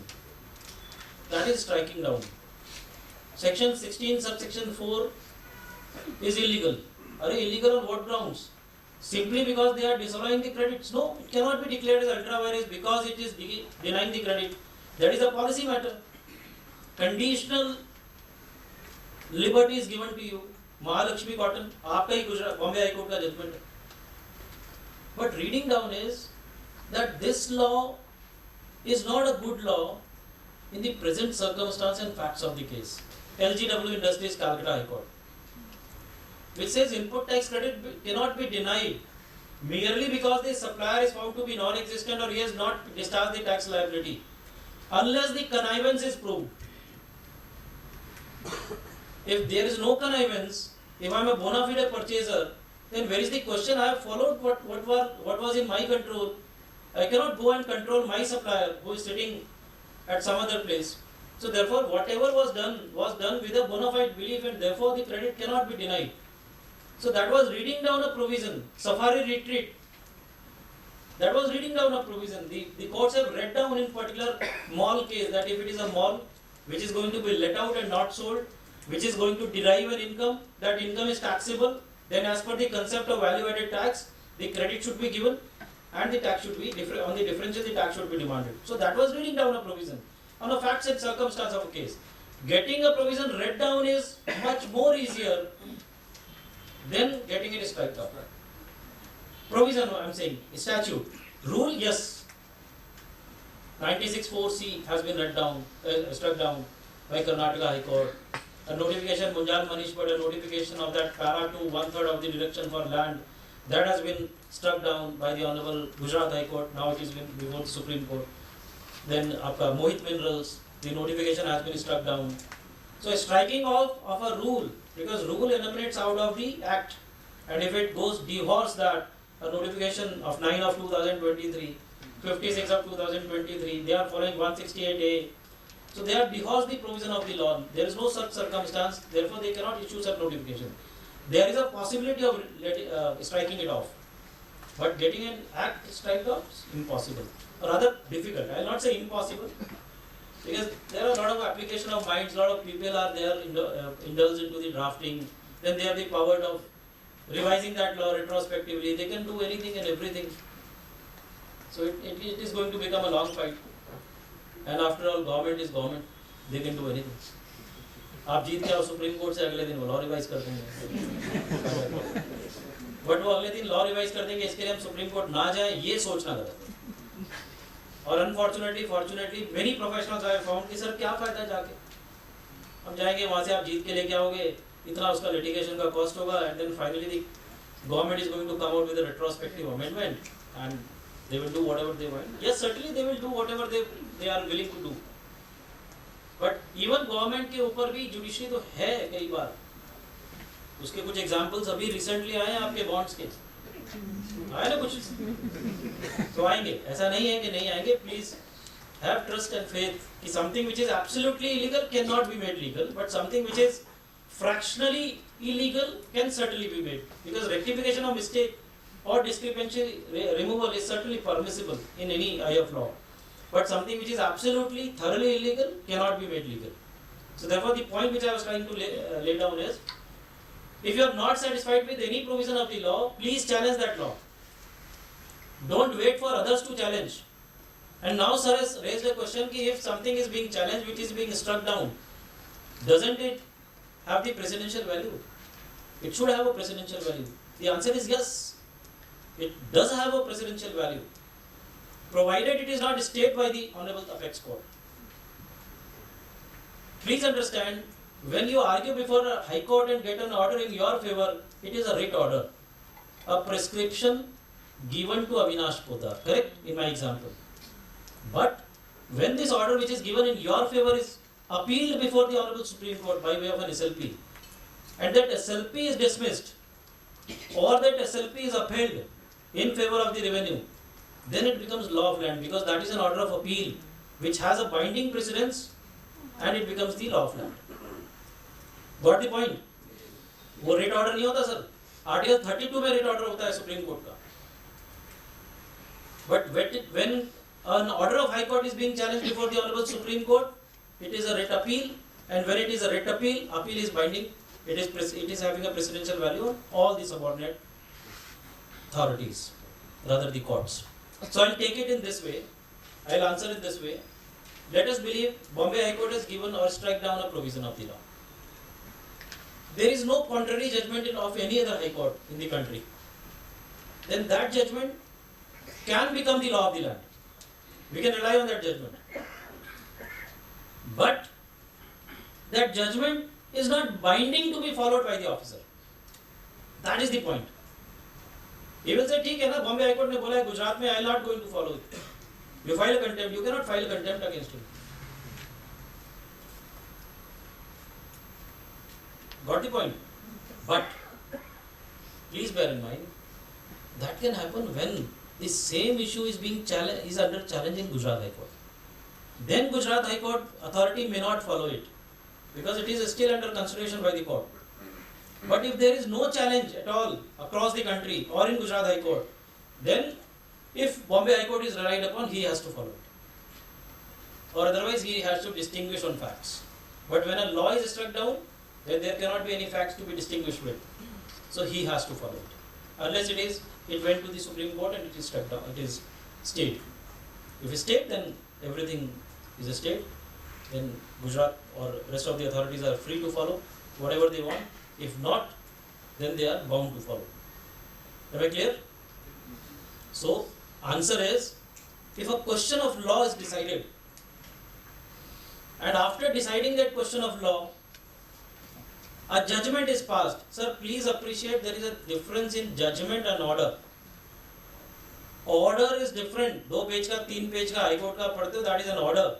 When it becomes a reasoned judgment on which a question of law is getting determined, it becomes a judgment, and judgment always have a binding effect, because that defines or determines a question of law. Question of fact doesn't have a binding precedence. But question of law always have a binding precedence. So अगर law struck down किया है किसी भी court ने, so you can follow it. It will certainly have an impact, a binding precedence. Am I clear? Yes, sir. In last 2-3 minutes, I'd like to take one thing. Question arises against whom the writ can be filed.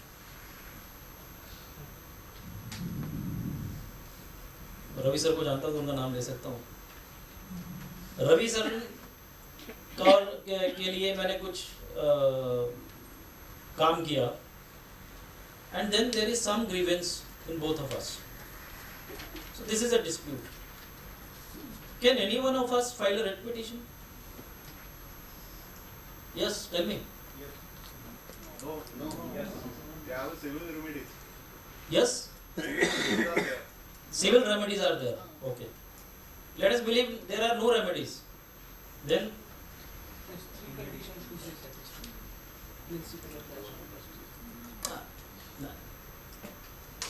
Writ remedy is only against the state. That needs to be kept in mind. And state के लिए आप Article 12 पढ़िए, Article 12 of the Constitution of India. It defines a state. There are a lot of amendments, a lot of jurisprudence is there. Specifically after 1978, the jurisprudence is very broad, wherein not only the state government, central government, local authorities, but also other authorities who are governed by the government or controlled by the government or whose shareholding is with the government. For example, Electricity Board of India. For example, Institute of Chartered Accountants of India. It falls within the purview of state. I'm fighting few of the cases before against the Institute of Chartered Accountants of India. For some of the members, some of the students. मेरी खुशी से नहीं कर रहा हूँ. For that members I'm doing it. All those writs are maintainable. So therefore, you cannot go and file a writ against a third party, against a civilian. It has to be covered within the four corners of the state. And therefore, I have given an example to distinguish the powers of Honorable Supreme Court and power of High Court, specifically in writ remedies. मैंने एक example बताया था, G Telefilms versus BCCI. So what has happened is there was a tender, there was a contract which was allotted to by Z Telefilms to by BCCI to Z Telefilms. Obviously distribution का होगा, display का होगा. They have cancelled that contract, and they said that re-tender करेंगे. Now Z Telefilms obviously they can afford, so they have directly approached the Supreme Court under Article 32. Are you all here with me? Yes. This will give you the absolute clarity कि supreme court के power क्यों मैं बोल रहा हूँ कि writ remedies में कम है और हाई कोर्ट के पास ज्यादा है. So that is covered in Article 32. Article 32 is a part of Part 3. So therefore, any fundamental right being violated can only be approached in High Supreme Court. Where is the fundamental right getting violated here? It is a tender. Our right of speech, right of business, right of equality, right of liberty, is it getting violated? So if any fundamental right is not getting violated, where is the question of issuing a writ by the Honorable Supreme Court? The Supreme Court said BCCI is not a state. BCCI is not a state. Article 19(1)(g may be violated. Right of business is being violated क्योंकि आपका tender cancel कर दिया. But BCCI is not a state, so writ is not maintainable. Are you getting the point? Because there is no fundamental right being violated, and BCCI is not a state, and we can decide only against the state, this writ is not maintainable. But BCCI is a public body engaged in cricket events for the country, and cricket is being followed by mass, and therefore it is a public organization.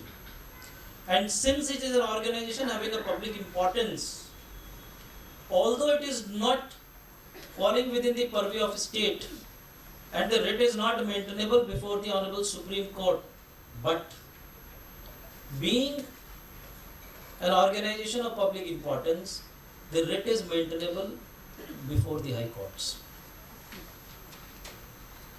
Because High Court has a broad power. It can go beyond the principles of natural justice. तभी तो बोल रहे हैं facts पे हमारा order principle of natural justice के against में है. Without jurisdiction उसने कुछ कर दिया. हमारे representation decide नहीं कर रहा है. We can go to the High Court, no? So if we have made a representation to BCCI to reconsider and not retender, that representation direction can be given, or representation to be decided, this direction can be given by High Court but not by the Supreme Court. So therefore it is a difference. Article 32 में हमें नहीं जाना चाहिए, Supreme Court directly नहीं जाना चाहिए, हमें High Court के रूप से जाना चाहिए. और in fact now there are many judgments wherein when we have approached the High Court, for example, let me give an example, 16(2)(c), when it was pending in, rather it is pending today also in all the High Courts. None of the High Courts have decided except one or two, and that too not with regards to the validity. We approached Supreme Court, clubbing some of the matters of Madhya Pradesh High Court. Supreme Court said nothing doing. We do not want to enter into that. Let the High Court decide. Go to the jurisdictional High Court. So most of the cases now the Honorable Supreme Court is clearly saying that don't come to us, go to the jurisdictional High Court, let them decide. Then if occasion will come, we'll decide. Otherwise not. So a writ has to be preferred before the High Court, because High Court doesn't have, or rather has a very exponential power with regards to a writ being decided in comparison to the Honorable Supreme Court. Why is Supreme Court now called for the gambling case being put before itself for all the courts? Reason being, that was having a huge impact on revenue. So therefore they have chosen it. See, they are not powerless. Whenever they want, they can do this. If any issue, say for example 16(4), now 16(4), when Patna High Court has taken a view that 16(4) is to be upheld, it is not unconstitutional. There are many matters which has been approached to the Supreme Court. Now Supreme Court now has a batch of judgments, a batch of matters. Now if I want to file a 16(4) afresh, I may not file now before Gujarat High Court, I can directly go to the Supreme Court. And Supreme Court may allow me because the batch is there. So if they have chosen to decide a particular issue which they find that the issue has a gravity, has that importance, then they can do that. They are not powerless. But we will have to make sure that it is falling within the four corners of Article 32. If not, then we should go with this only. For example, any minor of the directions we cannot ask for them. Yes, we can take an order against us from the High Court and then we can go to the Supreme Court. Supreme Court will decide, because that will become an SLP, not a writ. That is the reason. So I hope I have tried to make some points clear with regards to what kind of disputes are being raised. Just 1 minute. What kinds of disputes are being raised and how to handle those disputes. In majority of the cases, please bear in mind, wherever we find an alternate remedy there, wherever we find an alternate remedy, the writ is not maintainable. Writ is not maintainable. Writ becomes maintainable as per Whirlpool and so many judgments only when either it is violative of principles of natural justice, either the order has been passed without jurisdiction, without authority of law, or the virus of the law has been challenged. So it is not an alternate. Please bear in mind, appeal if there or any efficacious remedy is there in the law, you will have to follow that only. So merely the point which I am trying to raise is merely to avoid the payment of pre-deposit, you cannot go to the High Court. 100 crore का order आ गया तो High Court जाके relief ले लेंगे, no. You will have to make it very clear to the court that you fall within any of these four. Without jurisdiction, without authority of law, challenge to the virus, or violation of principles of natural justice. Then only you can approach the High Court or the Supreme Court and then only it can be entertained. Merely saying कि 10 crore में मेरे पास नहीं है इसलिए मैं pre-deposit नहीं भर सकता तो I am before your lordship. No, not permissible. Even if you are good on merits, court will not entertain. And second very important aspect, please don't sit on the orders that you have received. Please don't do that, because the moment you will lose this 3 months plus 1 month condonable period, it will become uncondonable forever, and even writ will not be maintainable. That will lead to finality. Glaxo is very clear about it. So please don't do that. Whatever you have to decide, whatever you have to do, please do that on the first day itself. Don't wait for the 90th day or 120th day to come and then decide. You may miss the bus. So please keep this in mind. And so far as GST and a lot of litigations are concerned, you have a lot of experts. One is sitting here. He will be taking you through. And if any questions are there, I'll be more than happy to address, sir. Yes, please. Sir, so what is the time limit for closure of writ by courts? If a small direction is to be taken within one hearing, if a short question is there that I was not given opportunity, my representation was not taken on records, I made these submissions which were not considered, order is cryptic, 2-3 hearings. Sir, Vineet Kumar. Sir, I am still answering. But if you ask for more, dil mange more, then time is also asked more. Reason being, fortunately or unfortunately, I don't know, because see, writ is for shortest time to be consumed in courts. Because you are aggrieved of your fundamental rights, therefore writ. And if that also takes 3 years or 4 years, then there is no point. But unfortunately, this is what is happening. High court में हम जाते हैं 36(4) को challenge करते हैं, 36(4) court को लगता है कि नहीं अल्ट्रा वायरस तो है, तो कोर्ट से भी जाने, let us not decide this. Unfortunately, this is happening. But technically speaking, in majority of the cases, writ's life is, or it is getting decided within 6 months to 1 year. Reason being, rosters are getting changed on a repeated basis. Like Bombay High Court, it is for 6 months. It continues. But in our Gujarat High Court, it is generally 2 months, 2.5 months. So it depends on the court also. Because जब आप south की side जाते हैं, तो there is a single bench which is hearing these tax matters. When we come to the Bombay western side, Bombay, Gujarat, it is a division bench. So division bench chances are very high to get a fast order. And then all depends on the judges. For example, Honorable Justice Nizamuddin there in Calcutta, he decides very fast. Because जिसने orders पढ़े होंगे, they only know what he decides. Now, very recently, Madras High Court, single bench is taking a lot of decisions, very fast decisions. So it depends on how and what kind of matter is there and what is the judge, and whether the other side is going to continue or contend or not. क्योंकि ज़्यादा time तो वो waste करते हैं. I'll give one example to just for your answer to be to the point. We have argued one matter on 16(2)(c), the entire batch, before Honorable Justice Pardiwala in Gujarat High Court. I can say this officially because I have argued that, and it is there on the YouTube. Honorable Justice Pardiwala has clearly said that I am going to read down this provision. The other side has taken time smartly. Then he was elevated to the Supreme Court, matter gone. Now, new judge, new arguments, new understanding, new mood, judgment.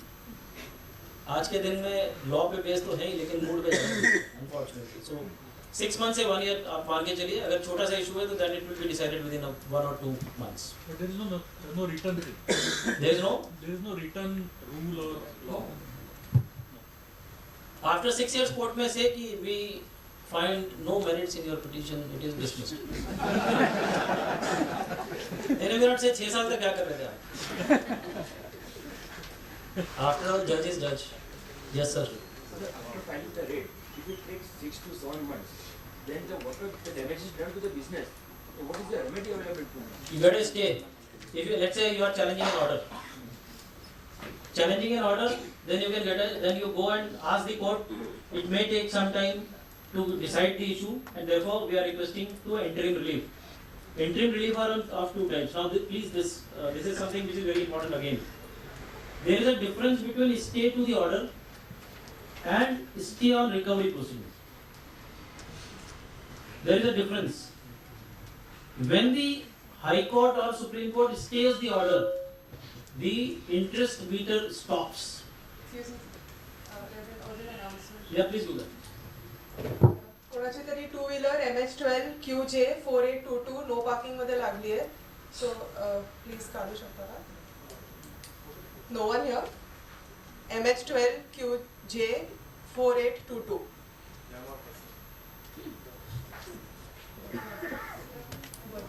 FAFD class मध्ये. She is there. She is there. Yes. Thank you.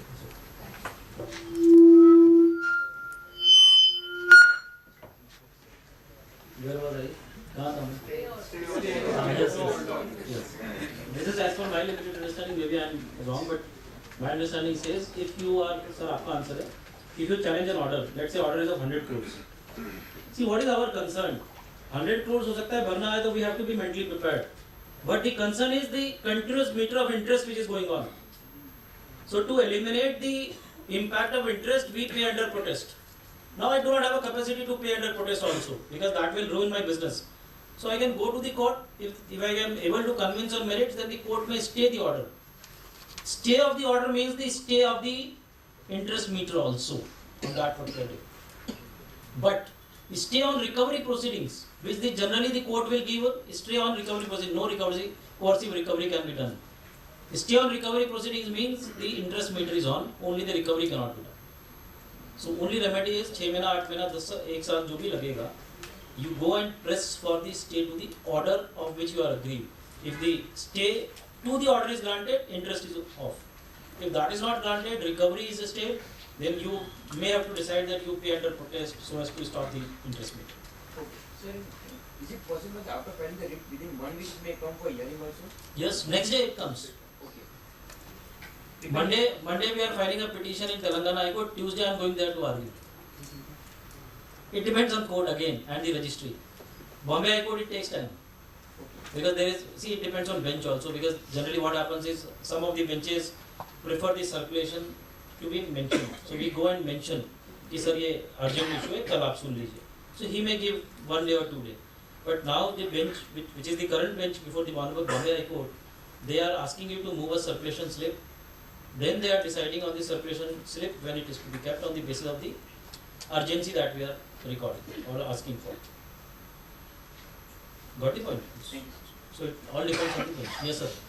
Classification issue can be challenged. So notice has been raised by TDI. In the month of end of March, some instruction has been given by CBIC. Maybe cannot be raised in so issue of notice by DGI. I'll give an example. There is a very contentious matter of GIDC leasehold lands. The DGI issued a notice on the basis of levy, whereas we have shown the reflection of You are asking for an exemption. Yes. You want an exemption, or your understanding is that it is exempt. Yes. DGI says it is taxable. Right? Correct? Yes, but now authority has been taken away by the CBIC through instructions issued at the end of March 2023. We have already replied to that show cause notice. Can that show cause notice be challenged under through writ jurisdiction? 110%. I am giving an example. I have already acted on the show cause notice. How does it make a difference? Show cause notice, replying to a show cause notice was your duty. And to challenge that show cause notice is your right. They cannot stop you because the reply to the show cause notice is both on facts and on merits. Whereas challenge to this is on question of law, that whether the leviability will arise or not. So both can be done, no problem at all. Both the remedies can be availed, no problem. So can you throw light on Suncraft Energy's case with respect to the SLP dispatch clause? It was not dismissed, it was not, they have not interfered with the order.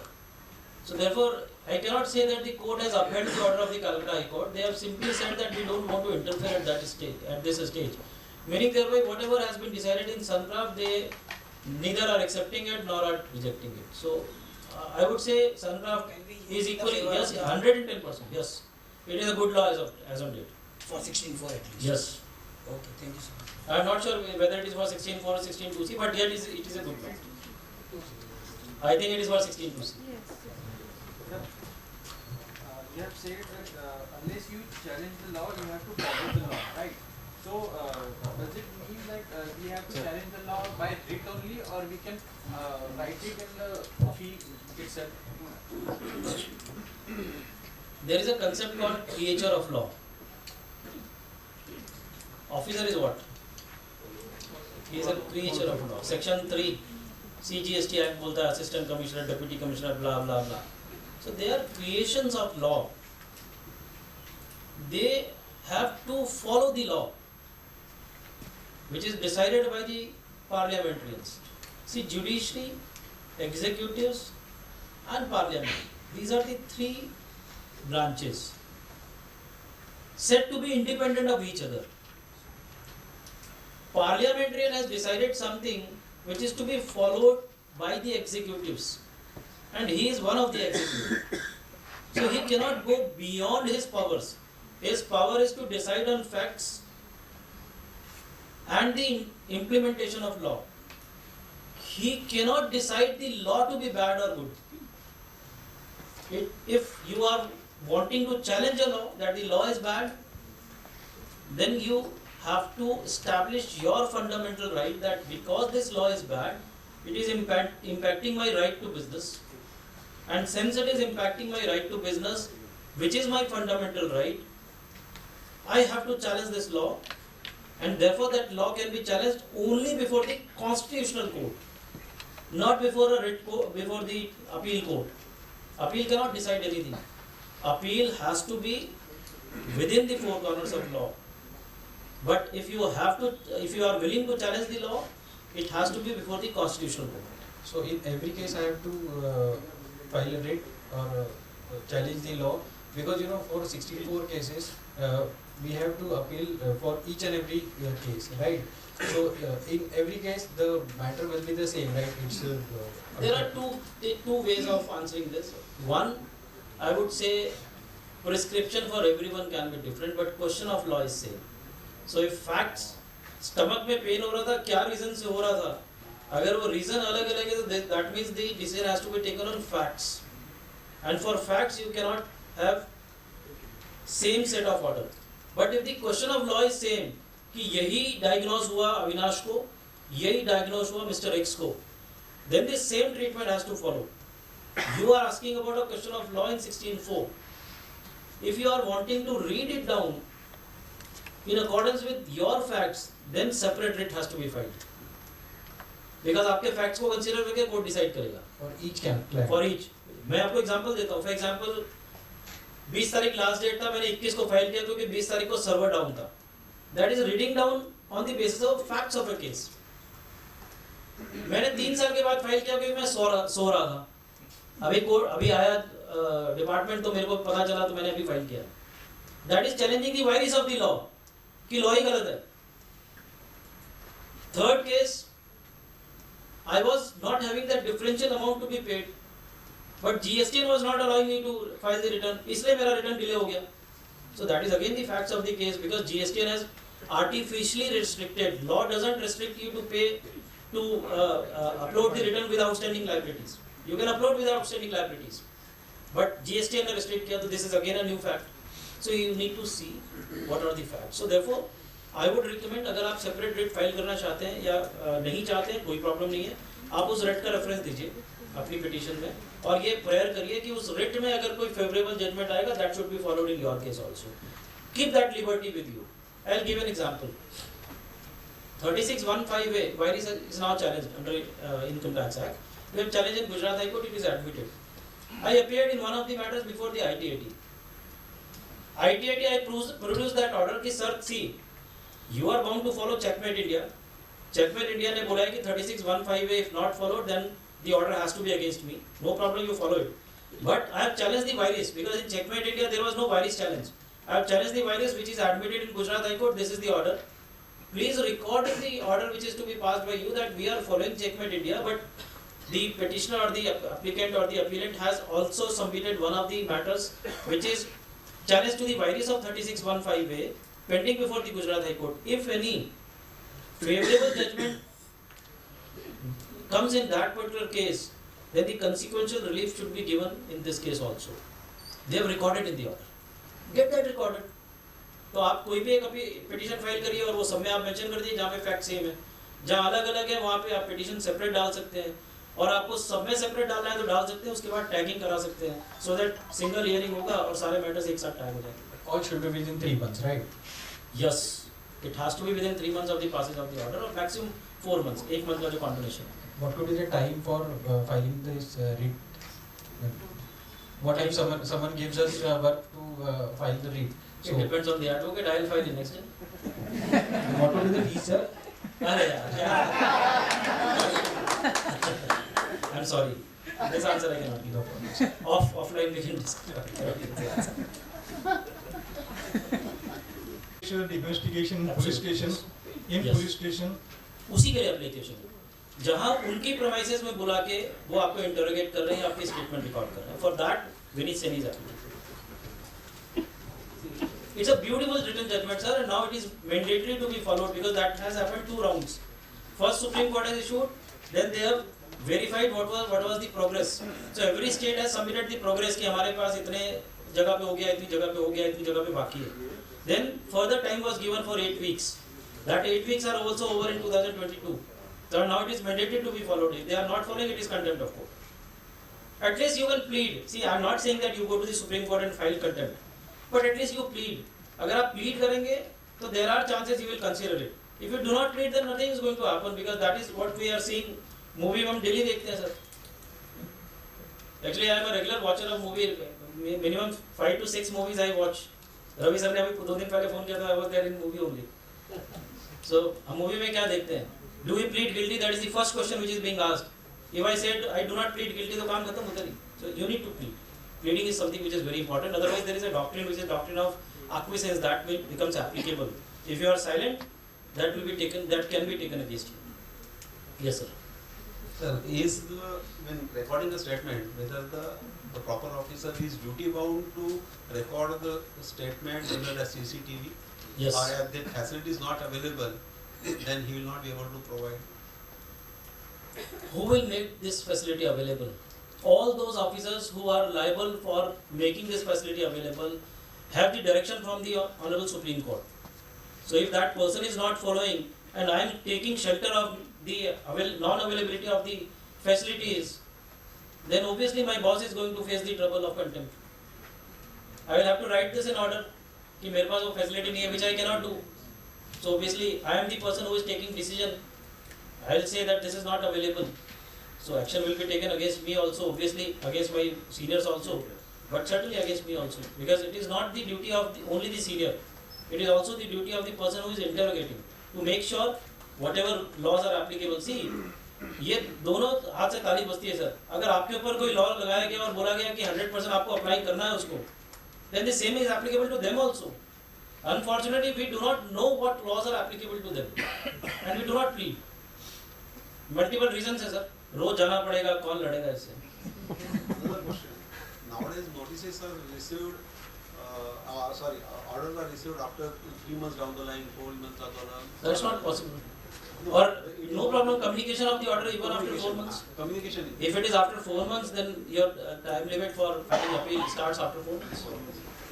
If it is physically served, I would say no time limit starts.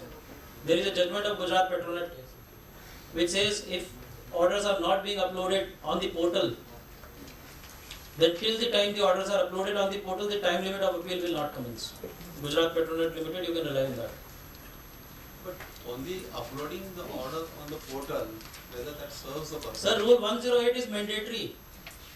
It says it has to be electronic. Unless the commissioner notifies that in these cases the appeal can be filed physically. So unless the order is there, uploaded electronically, how you would file appeal electronically? You will not be able to file appeal electronically. So that means if the order, if it is uploaded on portal, till then you have to go on checking whether the order. That is your duty, sir. You are duty bound to do that. Unfortunately. But recently, in under income tax, one judgment which has come, actually in the last month or so, it says that it is not expected to by an assessee to go and check each and every day and whether the order is being uploaded or not. So it has to be communicated to the assessee by for mail at least. Even in our GST also there is a judgment of Wagel trading, wherein the same thing has been said. We cannot be expected to go and watch the portal every day. It needs to be communicated. But there are various modes of communication under section 169(1). And one of those modes is uploading on the common portal. That's why I'm asking. That's why I'm answering. Me uploading, as per me also, is not the proper service of notice. Because as per me, 169 has to be read in the chronology. Chronology said, first it has to be served or communicated in person. If not, then it has to be communicated by way of email or by way of registered post. Then it says, if that also is not possible, registered post bhi वापस आ गया, then through email. email भी return आ गया, then uploading on common portal. अगर वो भी नहीं हुआ, then newspaper. वो भी नहीं हुआ, then pasting on the physical place, जहाँ पे उसका registered place है. सर 169 में तो और है ना? Because आपने पढ़ा है 161, it says any of the following modes. So any of the following modes can we interpret कि you can directly print in the newspaper, don't follow A, B, C, D. Interpret the law as it was objected for. They are supposed to follow the chronology. Exactly. This is what my submission is. Let the court examine and appreciate. Yes, sir. So, even if still today there are some refund is being processed through manually. Now the order is issued manually. In that case also the case you are talking about is applicable. It is mandatory to upload the order on portal. Please don't ask this. We have to follow law. I have already said. If you don't follow, challenge. Rule says appeal has to be filed electronically. Unless the commissioner notifies or exempts the appeal to be filed electronically, which is not there. There is no notification as of now. So therefore, it is mandatory that you have to file appeal electronically. So for filing an appeal electronically, you need an order electronically. तो आप क्या करिए? You file a letter to the authority. In absence of the electronic order, I am unable to file the appeal within the time limit given in section 107 because I am already aware that the order has been passed and I have received that order, it has been communicated to me. So kindly accept my appeal in physical form. You make a submission and also submit the physical appeal. 99.9% they will not admit it. मना कर देंगे, नहीं हम नहीं लेंगे. Registered post से भेज दीजिए. नहीं हुआ तो हाई कोर्ट से आगे डायरेक्शन ले लीजिए. Thank you, sir. Sir, I have a question. Now I have an order under 16(2)(c) and I am not going to appeal. I will be filing writ. But then won't that be invalidated, saying you already have an option remedy in this? I already said, madam, an order can be challenged in these circumstances. First and foremost, yes, you are absolutely correct. Since the appellate mechanism is there, alternate remedy is there, the court will say go and file the appeal. But if you are challenging the virus, then writ is maintainable. But issue is court may not accept the order challenge. They will say, okay, we are accepting the virus, we will decide on virus, but we are not going to stay the order. If they do not stay the order, and if they do not stay the recovery proceedings, you do not have any alternate, you will have to run parallelly. You challenge 16(2)(c) law before the High Court, file an appeal before the appellate authority by paying 10% of the premium cost, so that the recovery is good. It depends on the court. 99.9% the courts are giving stay to the recovery. They are not staying the order. Because order stay karenge, then the interest will be stayed. So they are not staying the order, they are staying the recovery. And the recovery is if stayed, you are happy with that. If that not stayed, then go for the alternate remedy. Therefore I am saying don't wait. Don't wait till the last day. अगर आपने 120 दिन पे अपने writ file किया और stay नहीं मिला, तो your appeal is gone. So don't do that. Manual order. We take one last question. A manual order was passed. Appeal was filed manually, accepted also. Now that officer has uploaded that order. So what should be the course? I don't think you should file any electronic appeal. Your physical appeal, if admitted, continue with that. Thank you each one of you for the patience hearing, and thank you Poddar. Apologies to Ravi for encroaching on his time. I am extremely sorry. Thank you very much.